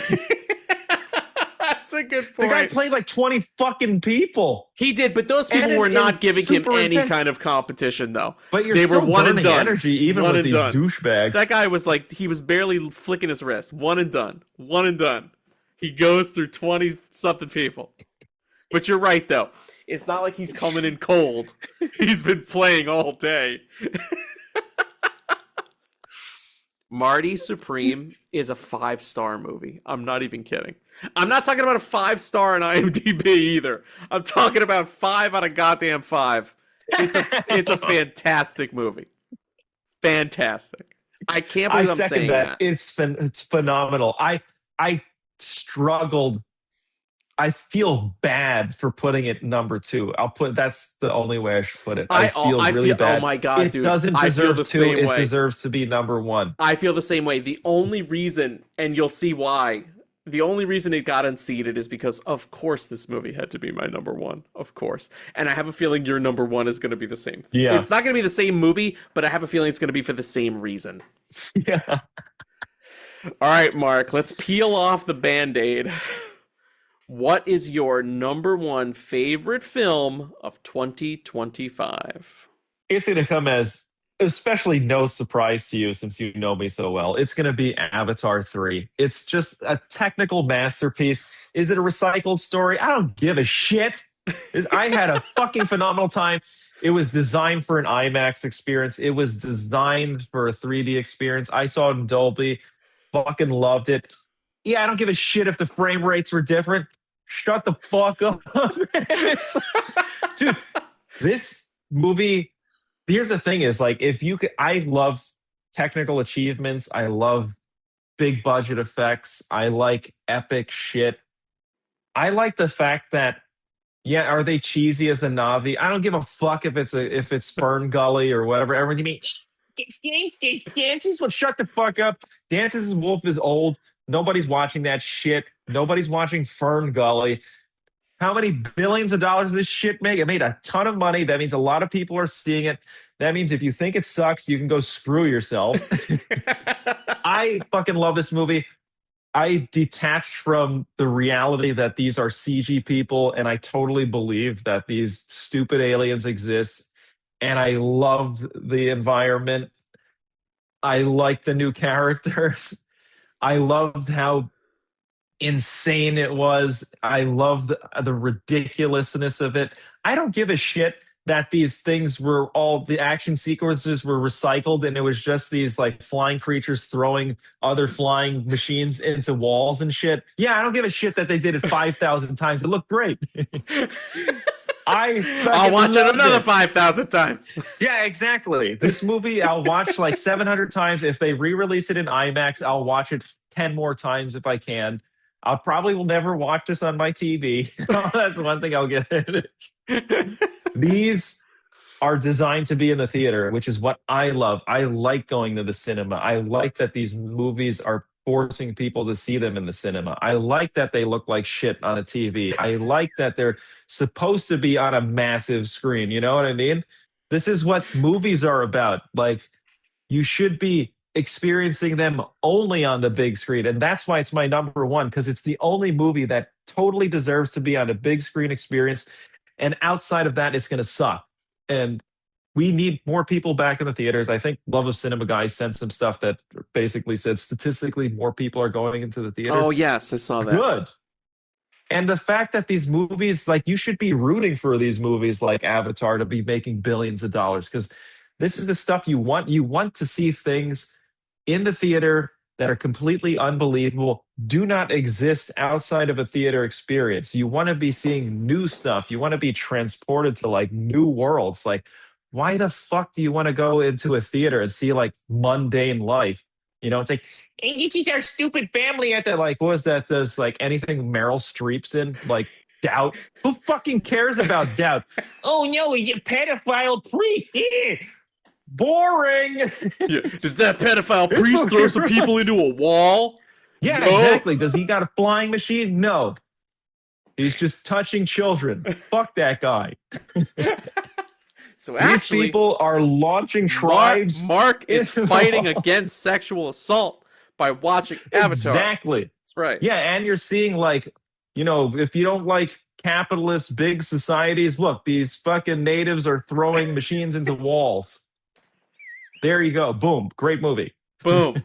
Beast Games. Is it a social commentary? Yeah. It's all about natives kicking ass of big Western countries. So shut the fuck up and enjoy it.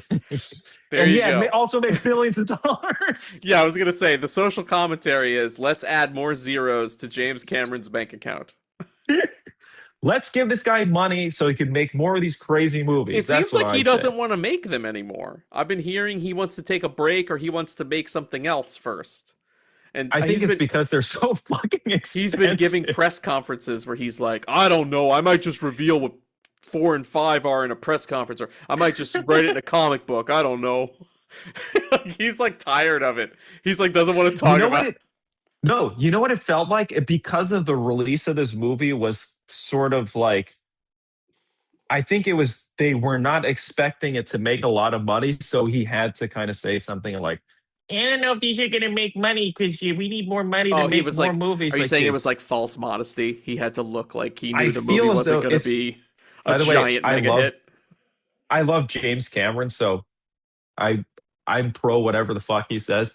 But it did feel like he was like, okay, so I watch a lot of MMA fights, and they'll be like, they'll make an excuse before the fight at a press conference. And like, I injured my toe, so if I lose, it's because my It's fucking because of toe's my broken. You know? toe. Yeah, exactly. So I feel as though he's setting it up in case it does fail, so he can at least be like, "Well, I told you so." I don't know. It's the classic undersell, over deliver. He's telling Yeah, you, exactly. he's setting you up, managing expectations, lowering them so that he can fucking make a gajillion dollars. Yeah, And good on him, man. Good for him, you know?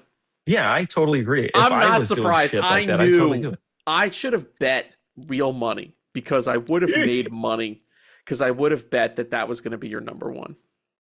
Dude, you could have bet a steel book of your choice and you failed. Okay, so here's my problem. Before I reveal my number one, here's my problem. This happens every time we do this. Because, like, we've been going at it, talking about movies, laughing. You could tell we're both, like, getting into it. We're, like, running out of gas. And I'm running out of gas just as I hit my number one movie. So I don't have a ton to say about it. But I'll just tell you, I think there's one movie I have not mentioned. And if you know me at all, and you've followed our pod, you know what I'm going to say. My number one favorite movie of 2025 is Superman. I went in knowing, well, look, I was kind of in the bag for this, kind of like Mark was. I love James Gunn, and I knew I was going to like this. I had no idea how much I was going to love it. It was one of the first movies this year that I saw multiple times in the theater. That's usually my benchmark for, like, this is my favorite movie of the year. If I, like, make multiple trips out to see the same movie. I loved it. I don't know what else I could say about it. I've said a lot about Superman already. I'll just say for me, it never stopped being my favorite movie. I was swept away. I think it's because it did the opposite of what Mark is saying with Avatar. It didn't change anything. It didn't do anything new. In fact, what the strength of what it did for me was it made me feel the way I felt the first time I watched the Christopher Reeve Superman. It made me care, and it brought me back to, like, my youth. And I think because of that, it just resonated with me on this level where I was like, I want to protect this movie and watch this movie. And I loved it. I absolutely loved it. So that's all I have to, I don't have much else to say. I mean, it's my favorite movie. It's been a while. It's been a few months since I've watched it. So and I'm not, like, you know me. I mean, I like DC movies, but I'm not as big a DC fan as you are. And it's funny because we shat all over Marvel before we started this episode. And it's true, we have no Marvel movies, but my number one movie of the year is a superhero movie. I recognize how crazy that is. That's cool. I mean, I like that that's your choice because actually, if you think about that movie, it took a lot of the bleakness that was associated with the Yeah. DC universe, and it was kind of like it brought hope and optimism Yeah. and fun back to And we need an that. otherwise bleak universe, which was this. I love the Snyderverse, and it was good for what it was, but it's sort of like I feel Superman's more appropriate for our time because it's hopeful and optimistic, and I think Yeah. that's a great choice. Yeah, thanks, Did you man. ever get the steel though? I never got that goddamn steel. Oh shit! I never got it with the fucking Fortress of Solitude. I would wait. I never got that fucking steel. It disappeared on me. It was my number one, man. I just loved it, and I absolutely. I think you said it best, better than even I could. It's a movie that reinstated our optimism, that gave us hope. I hope that we get more. I know we're getting a Supergirl movie. I'm talking about, like, I want more Superman. I want to see the Man of Tomorrow. I want to see Brainiac. I want to see all these things. I'm hoping they let James Gunn. I know all this crazy shit's happening with Warner Brothers. I don't know how much more of these we're going to get, but I'll just say, to me, I think this is a perfect Superman movie because it embodies and gives you all the optimism, like Mark was saying, of the classic Christopher Reeve one, but it gives you all the zaniness and cool shit from the comics that a lot of people are not used to or don't associate with Superman, like the super robots and just all the crazy shit, you know, that all these superheroes are kind of coexisting at the same time. Like that kind of shit, when I say it out loud, it feels obnoxious and annoying. Marvel, it's easy to be annoyed at Marvel. I am. But this is not Marvel. This is something else. I think that's why it got me. It affected me because I was like, this is a superhero movie that I don't see anymore. So I loved it. Doesn't it feel like the Marvel movies feel like movies, whereas this one felt like a comic book? You're totally right. It's just crammed full of colorful scenes, action sequences. Actually, I remember watching the trailer for it when it first came out. I was like, dude, how the fuck are they going to fit all this stuff in one movie? It just felt like there's so many different things happening, and they do, and it's cohesive. Yes. It's super fun. It's very well made. It doesn't deserve the hate. I believe it deserves to make more money than it did, but people, I guess, it's just too much drama with DC. So I feel as though their audience is kind of disconnected from them because they have no vision for where they want their shit to go. So I feel as though audiences don't want to attach themselves to something where they're like, well, we could just lose this Superman movie and that's all and we get get. A new Superman in 3 years. Yeah, it's like, exactly. Yeah.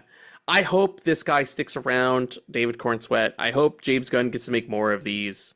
I don't know what the future holds, but I'm happy we got this.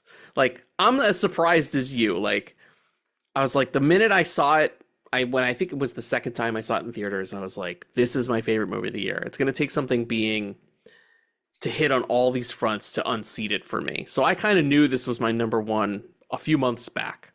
Like when I started my list, Superman was the first thing I wrote down because I knew it's all leading to Superman. That's really cool, actually. That's a nice feeling, by the way, when you know what your number one is. Yeah, it was like I then knew. the rest kind of just slot I think I into thought place harder based on about that. the fucking honorable mentions than I did about the top 3 in my list. I knew it was like Marty Supreme, Superman, and then I was trying to figure out what my third was going to be, and it was like I ultimately gave it to Good Boy. No, that's cool. I like that you made that choice of going with something unexpected and something that a lot of people haven't seen, or like you said, I'm surprised to hear that Good Boy is unpopular because yes, I thought it was actually going to be like, everyone fucking loves dogs and shit. Yes, people give it a lot of mid reviews, and to these people I say, fuck you. Yeah, fuck you. All right, there you go. Those are our favorite films, Matt and Mark's favorite films of 2025. And we don't have any fanfare, so I'll just play this. I was watching the podcast. That guy, that's for you, guy. Mark, did you want to give out some quickie awards on the show? Because we're not going to do Rex this week. Mark and I have both been very busy, and we haven't really been watching stuff outside of stuff for this list. I mean, most of our Rex, as Mark pointed out, are probably things that would have been in the honorable mentions anyway. Yeah. So we'll give away some quickie awards. You know how we do. We do this on our HHN episodes too. We have a couple categories. They include favorite performance, favorite moment or scene, best in cinematography. I know where that's going to go. Favorite kill. That's usually reserved for horror movies, but I might have something for Sisu in there. And biggest disappointment. All right, Mark. Ooh. What's your favorite performance of the year? Can I put down a couple? Can yes, I do fuck that? Yes. Yeah, you can do that, dude. So I'm going to go, I'll make the other, I'll do my first person as the winner, and the other two, I guess, is honorable mentions. I'm going to go with Timothée Chalamet and Marty Supreme. Great performance. And the runners-up would be Keanu Reeves in Good Fortune, because I just adored his performance in that. Amazing. He's too likable to not include it. And then just for fun, let's see, I think his name is Jorma Tomila for CISO 2. He was just to have a character, no dialogue. And still be that, to be invested in that character is a hard thing to do. And as an actor, that means you have to display all this stuff visually, but not oversell it. And I thought he did a beautiful job of doing that. Even if it is an action movie, it's hard to pull in a performance and make people care about you and feel suspense without having to use words. And it's amazing. And a lot of actors can learn from that because he's just doing it with subtle movements and performances. And I'll be honest, I kind of want to move Keanu Reeves to the front just because he's so good. such a you really could, as of all the characters, and you know what, fuck it, I'm going to switch it around. Keanu Reeves is one of the only actors that of 2025 where I fully felt connected to him and his character. Yes. And he's a lovely character. And it's nice. And I want to see a character that's a legitimately good person and a good character be in the lead. So, okay, Keanu Reeves number one. There you go. All right, inspired by that, I have two, and I'll bump mine as well because mine was Timothée Chalamet, Marty Supreme, but I won't give it to a good character. I'll just give it to a different character, so that way we don't give it to Marty Supreme. And that is Amy Madigan, who plays Aunt Gladys in Weapons. Oh, dude, that's a good one. Total Shit. standout performance, absolutely jaw-dropping. You're fighting through makeup and crazy looks to be a memorable character, to be somebody that people want to dress up as. I got to give it up. Aunt Gladys from Weapons all the way is my favorite performance of the year. By the way, to your point, didn't you feel like, what was, God, I'm drawing a blank. Remember Nick Cage was in that horror movie where he's supposed to look kind of weird and you're Long supposed Legs. to be like, this is the greatest. Which Long one? Legs. Long Legs. Okay. Didn't you feel like she totally surpassed him but didn't get the recognition? Well, she's starting to get a little recognition now on the awards circuit. I'm noticing her pop up and I'm like, oh shit, Aunt Gladys is nominated for this? Awesome. So I'm rooting for Aunt Gladys all the way, dude. Oh yeah, me too. Yeah, fuck 100%. yeah. All right, there you go. Also, shout out to Keanu Reeves. Good Fortune is such a good movie. Yeah. All right, Mark. Favorite moment or scene from 2025? Okay, so since we're going with favorite scene, I'm going to go with something that's more complex, and I love wonder shots. I'm going to go, my favorite scene is probably the dance sequence in Sinners. It's so well done. Yeah. It could easily have turned into something cheesy, out of place, and stupid, but just the way they blocked it, the way they shot it, the way that it's put together is amazing, and it's a wonder. My runner-up is going to be obviously Mission Impossible's that airplane scene, because who the fuck else is going to prep for something like that? Nobody. So that scene is just head over heels better than anything else. And of course, I have the action sequences from Havoc because they're just fun action movies. And of course, the Sisu tank flip gave me the most joy out of the entire year. I didn't think it would be a Sisu movie, but I rewound that scene more than the scene in Sinners or even the airplane scene in Mission Impossible. I fucking love that tank flip, man. I'm going to tell you, everybody should watch it. I think it's so Sisu fun. 2 is a better action movie than the last Mission Impossible. I would give it up I for agree. Sisu 2. Yes. 100%. That's not even a question in my mind, dude. I don't even have to think about it. My favorite moment or scene, it's eerie how similar yours and mine are. Ooh. Is the dance from Sinners. Oh, wow. So I won't belabor that point. My runner up, again, people are gonna be like, what the fuck is this? I'm giving it to Ephus when the ball never comes down. What the fuck is that? It's a great scene. It embodies the comedy, the thesis, the concept of the movie very well. And there's also just something that is so goddamn funny about a weird phenomenon like that, where it just takes over the movie for about 5 minutes and then it's never spoken about again. I love shit like that. The That's pretty audacity of it. Yes. Favorite moment or scene. And also I want to give one runner up to Naked Gun, which is when they have the three-way with the snowman, and then the snowman comes to life and tries to kill them. One of my favorite moments of the year. I forgot. Naked Gun really affected me, dude. I really liked it a lot. Fuck, I might rewatch it now that It's on Prime. I love that movie. With your buddy, Mr. Beast. Okay. Yeah. All right, Mark. Best in cinematography or favorite cinematography / visuals. Okay. I know where this is headed. I'm going to do this in order. Marty Supreme. Didn't that guy, is it Darius? It's Darius what the fuck is his name? Kanji. Did he shoot 7? Yes. Okay, so what I loved about Marty Supreme, by the way, I don't know if it was shot on film or not. I should have researched this shit before. Do you know if Marty Supreme was shot on film? I'm going to look it up while you're talking.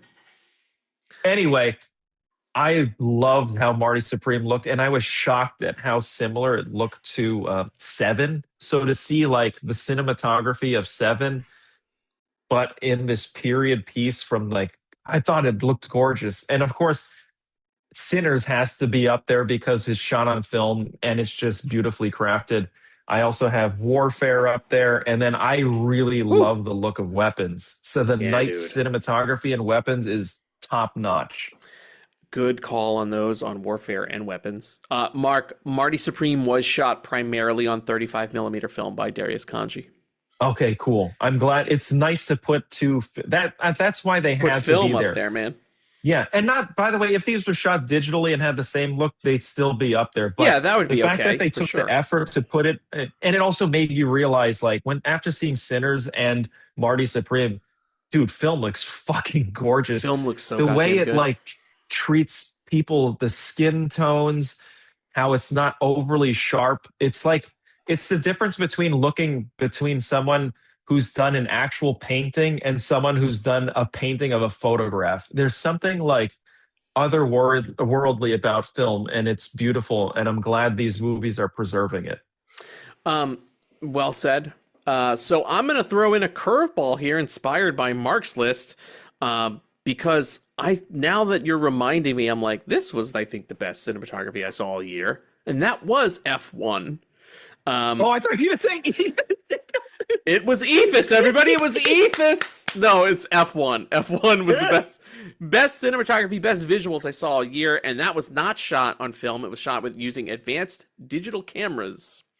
And the cinematographer for that was, hang on, I should probably have done my homework, but I didn't. F1 cinematographer Claudio Miranda. Hey, it's me, Claudio Miranda. I am I don't your think I've heard of favorite that dude. DOP. I've shot The Curious Case of Benjamin Button. Oh, Oh, yes. I've shot He's Life good. of Pi. oh, that one is kind of, dude. Ever watch that movie now? And you're like, dude, this looks fucking weird. So I got to give it up for Claudio Miranda F1. My original choice for cinematography, not that exciting, but off of Mark, was Marty Supreme. I was just so shocked at how good it looked. But I'm going to give it to F1 because I forgot what a visual treat that movie is. It truly, not to sound like this fucking asshole, but I don't care. It truly puts you in the driver's seat of an F1 car.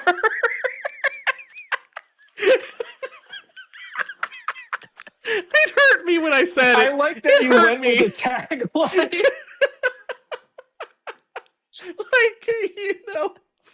That was like when The Incredibles first Holy came out. I had a friend who was like, have you guys seen The Incredibles? I'm not kidding. It's incredible. And he said it with a straight face. Dude, I love stuff like that. Dude, F1 truly will put Holy you shit. in the driver's seat of an F1 Formula racing car. All right, Mark. My favorite category. You know, the whole reason we do this show is Oh, for this shit. category. Yeah, fuck yeah, dude. Favorite kill. Mark, favorite kill, buddy. Dude, this one's tough. You know what I did? I still went with, I think, the mine is the what is it called? The cookout scene in Final Destination. Loved it. I put anything in the monkey as my other one. And then, of course, like, I also put any kill in Sisu, especially the train sequence at the end when he for that final chapter, Revenge. Dude, I think Matt and I had a little text thread of this. Matt was telling about his favorite parts, and I love the one where he just fucking closes this dude up in a bunk and just stabs him. It's not so like brutal. the most visually So crazy brutal. out of all this, but it's just, you really felt for that guy. And it's just some motherfucker woke up getting stabbed. And then on top of that, Sisu has to roll on top of a fucking broken bottle into his back and gets his hand in a mess. Dude, did you like how they fucking totally tortured this old man? Not only do they have him roll over, his hand immediately goes in a rat trap. Boom! That made me laugh. That did make me so laugh. much. That made me laugh hardcore. Those are all amazing. I also want to give it up. I'm not kidding, for Sisu for favorite kill, particularly spoiler. Yes. when that front of that missile goes into Stephen Lang's face and it goes in slow motion, it is some of the craziest fucking shit I've ever seen. But that's my runner-up. My actual winner is From the Monkey. Surprise, surprise, the movie with the best kills of the year, in my opinion. And that's the realtor. Agreed. The realtor shotgun scene. When the realtor's showing him around the house, she opens the fucking door and the shotgun pops out, boom, and hits her. Dude, best death scene of the movie. I agree. That one was fucking awesome. But you're right. You could give it to any kill in the movie, even all the cheerleaders in the school bus at the end. You could give it to that one. There's a few you could give it to. Also, Final Destination Bloodlines, the garbage truck, when she gets squashed. That's probably the most impressive for special effects. In fact, that could be a good special effect award to say that, for sure, garbage truck from Final Destination. By the way, Final Destination and The Monkey, didn't you feel as though, like, of all the horror films we've seen in the last few years, those ones totally fucking delivered? They came out of nowhere and delivered. That was nuts. All right, our final award for the year. And I had to think long and hard about this one because for a while I was like, I didn't have an answer for this, but I think I have one now. Mine was so fucking fast. Really? Mark, what gets your I was award like, boom, for biggest disappointment of the year? I'm going to get shit on totally, especially since most of my stuff is 5. So yeah, you're going to have a lot of ammo to shit on me, but One Battle After Another was the biggest fucking disappointment of the year. I hated that movie. All hype, didn't deliver on shit. It was just people wanted to blow I love P.T. Anderson, so I'm not going to shit on P.T. Anderson. I think he has way better movies that have way more clout than One Battle After Another. One Battle After Another, I think it may have been because everyone hyped it up. Is it overhyped for you? Maybe. I think it's a good movie. I don't think it's like a piece of shit. But as far as it being the greatest movie of the year and how it's like, you know, everyone's talking about how, the characters and the message, it's like the people were pieces of shit from the beginning till the end. The chase sequence fucking sucked ass. I'm sorry.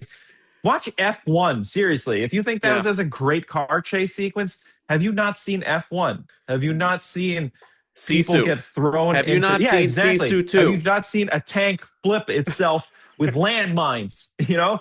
Fuck One Battle After Another. Man, that was epic. I did not expect you to go there with biggest disappointment, but I'm glad you did. Thank you. My biggest disappointment is not that exciting, and one that I think many people will remember from our episodes last year. It's no secret, guys. You know I love wolf stuff, and I hated The Wolfman. I absolutely fucking hated it. Oh, that's a great one to put there. It was my biggest disappointment of the year. It was also the first trip to the cinema in 2025, so it was like, all right, new year, new movies, horror, starting the year off right, and it couldn't have gone any worse. The Wolfman, Lee Whannell's The Wolfman, never has one single movie completely made me lose all respect for a filmmaker where I'm like, I'm not interested in seeing what he had. I don't give a shit. He sucks. Everybody in the movie sucks. The whole thing sucked. The experience sucked. It is an embarrassment to werewolf movies, all werewolf movies. Even the worst werewolf movie on IMDb is better than The Wolfman. Simply by virtue of the fact that they have a real Wolfman in the movie, and the Wolfman has a man that looks like a testicle, not a wolf. And that's where it fails, my friend. Biggest disappointment, The Wolfman. That's what I got. Dude, I totally applaud you for remembering how much that movie sucked, and I agree burned with you me 100%. Mark, all year it burned me. I kept thinking about how fucking mad I was at that stupid movie. Was that the first thing you wrote down knowing we would do this episode? Yes. Because I was like, it can't be that simple. There have to be other disappointments. I, too, did not like One Battle After Another, for the record. But I was like, I don't feel as passionately wronged by that movie as I did Wolfman. Wolfman felt like it took a shit on my lawn and fucked off. I like that you stayed true to yourself, though. That is, because I know I've been a longtime friend of Matt. This guy loves Wolfman movies. I do. And the other thing, too, is like you are also a big fan of Lee Whannell. Yes, I was. Prior to this, his I other was. movies before, Yeah, I was. So, I mean, love that Upgrade. has to be... Yeah, Upgrade fucking rules. Also, the thing is, I remember when the trailer for this came out, it looked like it was going to be like, it was Oh, like, this yeah. is a movie that's going to break the curse of the werewolf, being a movie that bombs. It's Yes. contemporary, good director, cinematography looks fucking awesome, really cool scenarios. Dude, you're totally right. That was one of the biggest disappointments of the year. And Oh, it's yeah. crazy that it's like usually if it's beginning of the year, a disappointment, something else will come up. The fact that it's sustained its disappointment up until the end of this year is saying something. Dude, it came out in January 2025. Yeah, I know. I went through every month of the year, Mark, and it still pissed me off. It pissed me off so goddamn bad that I was like, congratulations, you're the biggest disappointment of the year. Dude, it made me so Holy mad. shit. It made me like dad mad, where like when you've disappointed your parent and they're like, I've waited all year to tell you this. You are no longer welcome in this house and you're getting kicked out. Like, dude, I'm gonna wonder. It's gonna be, if he directs something that you are legitimately interested in, it'll be interesting to see how long it takes you to get over that disappointment, Yes. because that's Yes. the true test of it. I truly feel wronged by the Wolfman.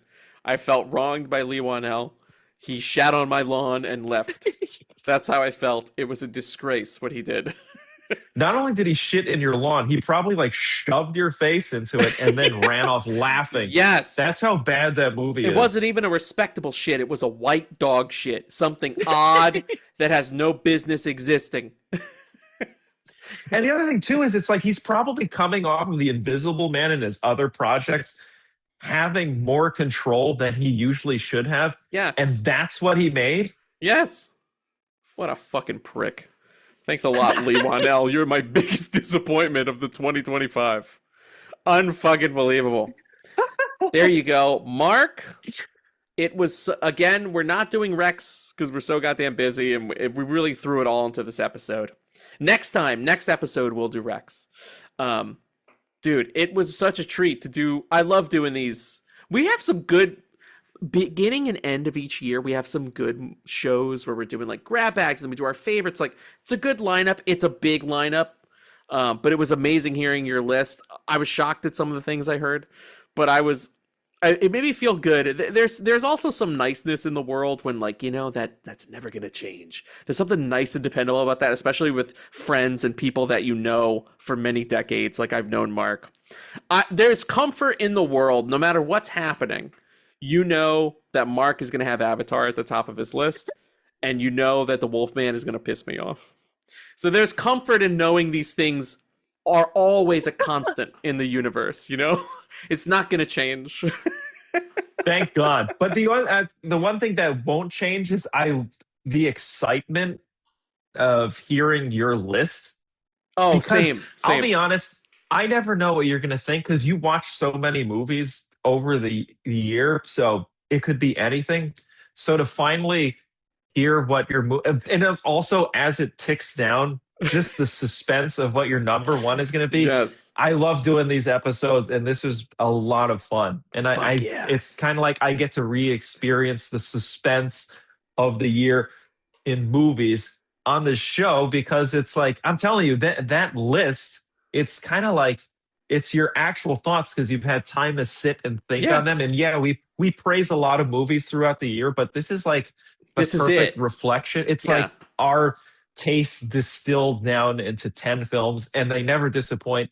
And there's a lot of films that I haven't seen on your list that I'm totally going to watch now. So Yeah, thanks likewise. You brought up a thanks couple for things. being a champion to these like unknown films, because I don't hear about them from other people. So good on you, sir. Yeah, and good on you, Mark, for making me. You always make me watch the super fun movies. I'm so goddamn glad I watched Sisu 2, and you know that was Sisu a nice way of saying I recommend crap. No, Mark recommends great I'm shit, just but my joking. favorite Mark Recs are the ones that are silly and cheesy and fun, because I know they're the movies I'm going to have the best time watching. And sometimes I'm like, I don't know if I'm going to see this. And Mark, that's one thing I love about you, is that you're never above it. You're never like, oh, I would never, like, you're like, no, fuck, I've watched this and watched this and watched this. And then eventually you're like, yeah, I'll just watch those movies. And then you get excited. I get excited hearing you talk about them, or you text me about it, and I'm like, all right, I gotta watch this. And I watched Sisu 2, and I was on it for days, dude. I was just like reading about it, excited about it, telling other people about it. So that came from a Mark Rec, because had you not told me about it and like championed it, I probably would have skipped it. And I'm so glad I didn't. Well, I'm glad you did, sir. Now I That's fucking super know fun to talk. better. There you go. That's it for us for this, our first episode of 2026. Mark, I think we should close out the same way that we opened. I would like to rewatch the footage of the people getting hurt with you. So here we go. Let's go ahead and close out our favorite films of 2026 with this wonderful little piece of media called It Only Takes a Second. Thanks for listening, everybody. Thanks, everybody.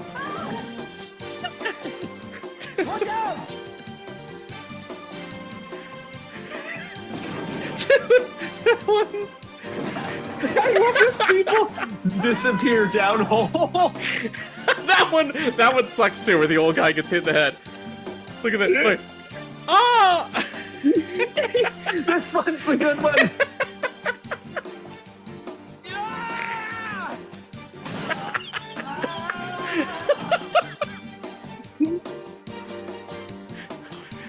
There's one that has a that one has a crazy sound effect, dude. That high pitched scream. Dude, the machinery stuff. Oh, it's good.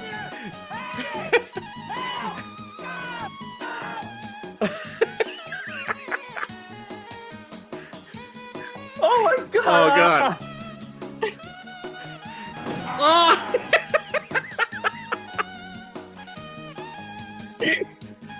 Why did he throw that in that guy's face? Oh no! Oh!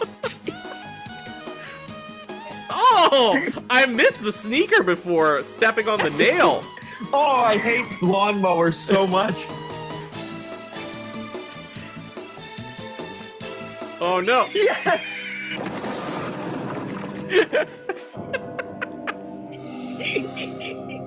It only takes a second to be safe. Oh my god, whoever chose that music is insane. Oh, my face Thanks, hurts from everybody. laughing. We're out of here. Peace.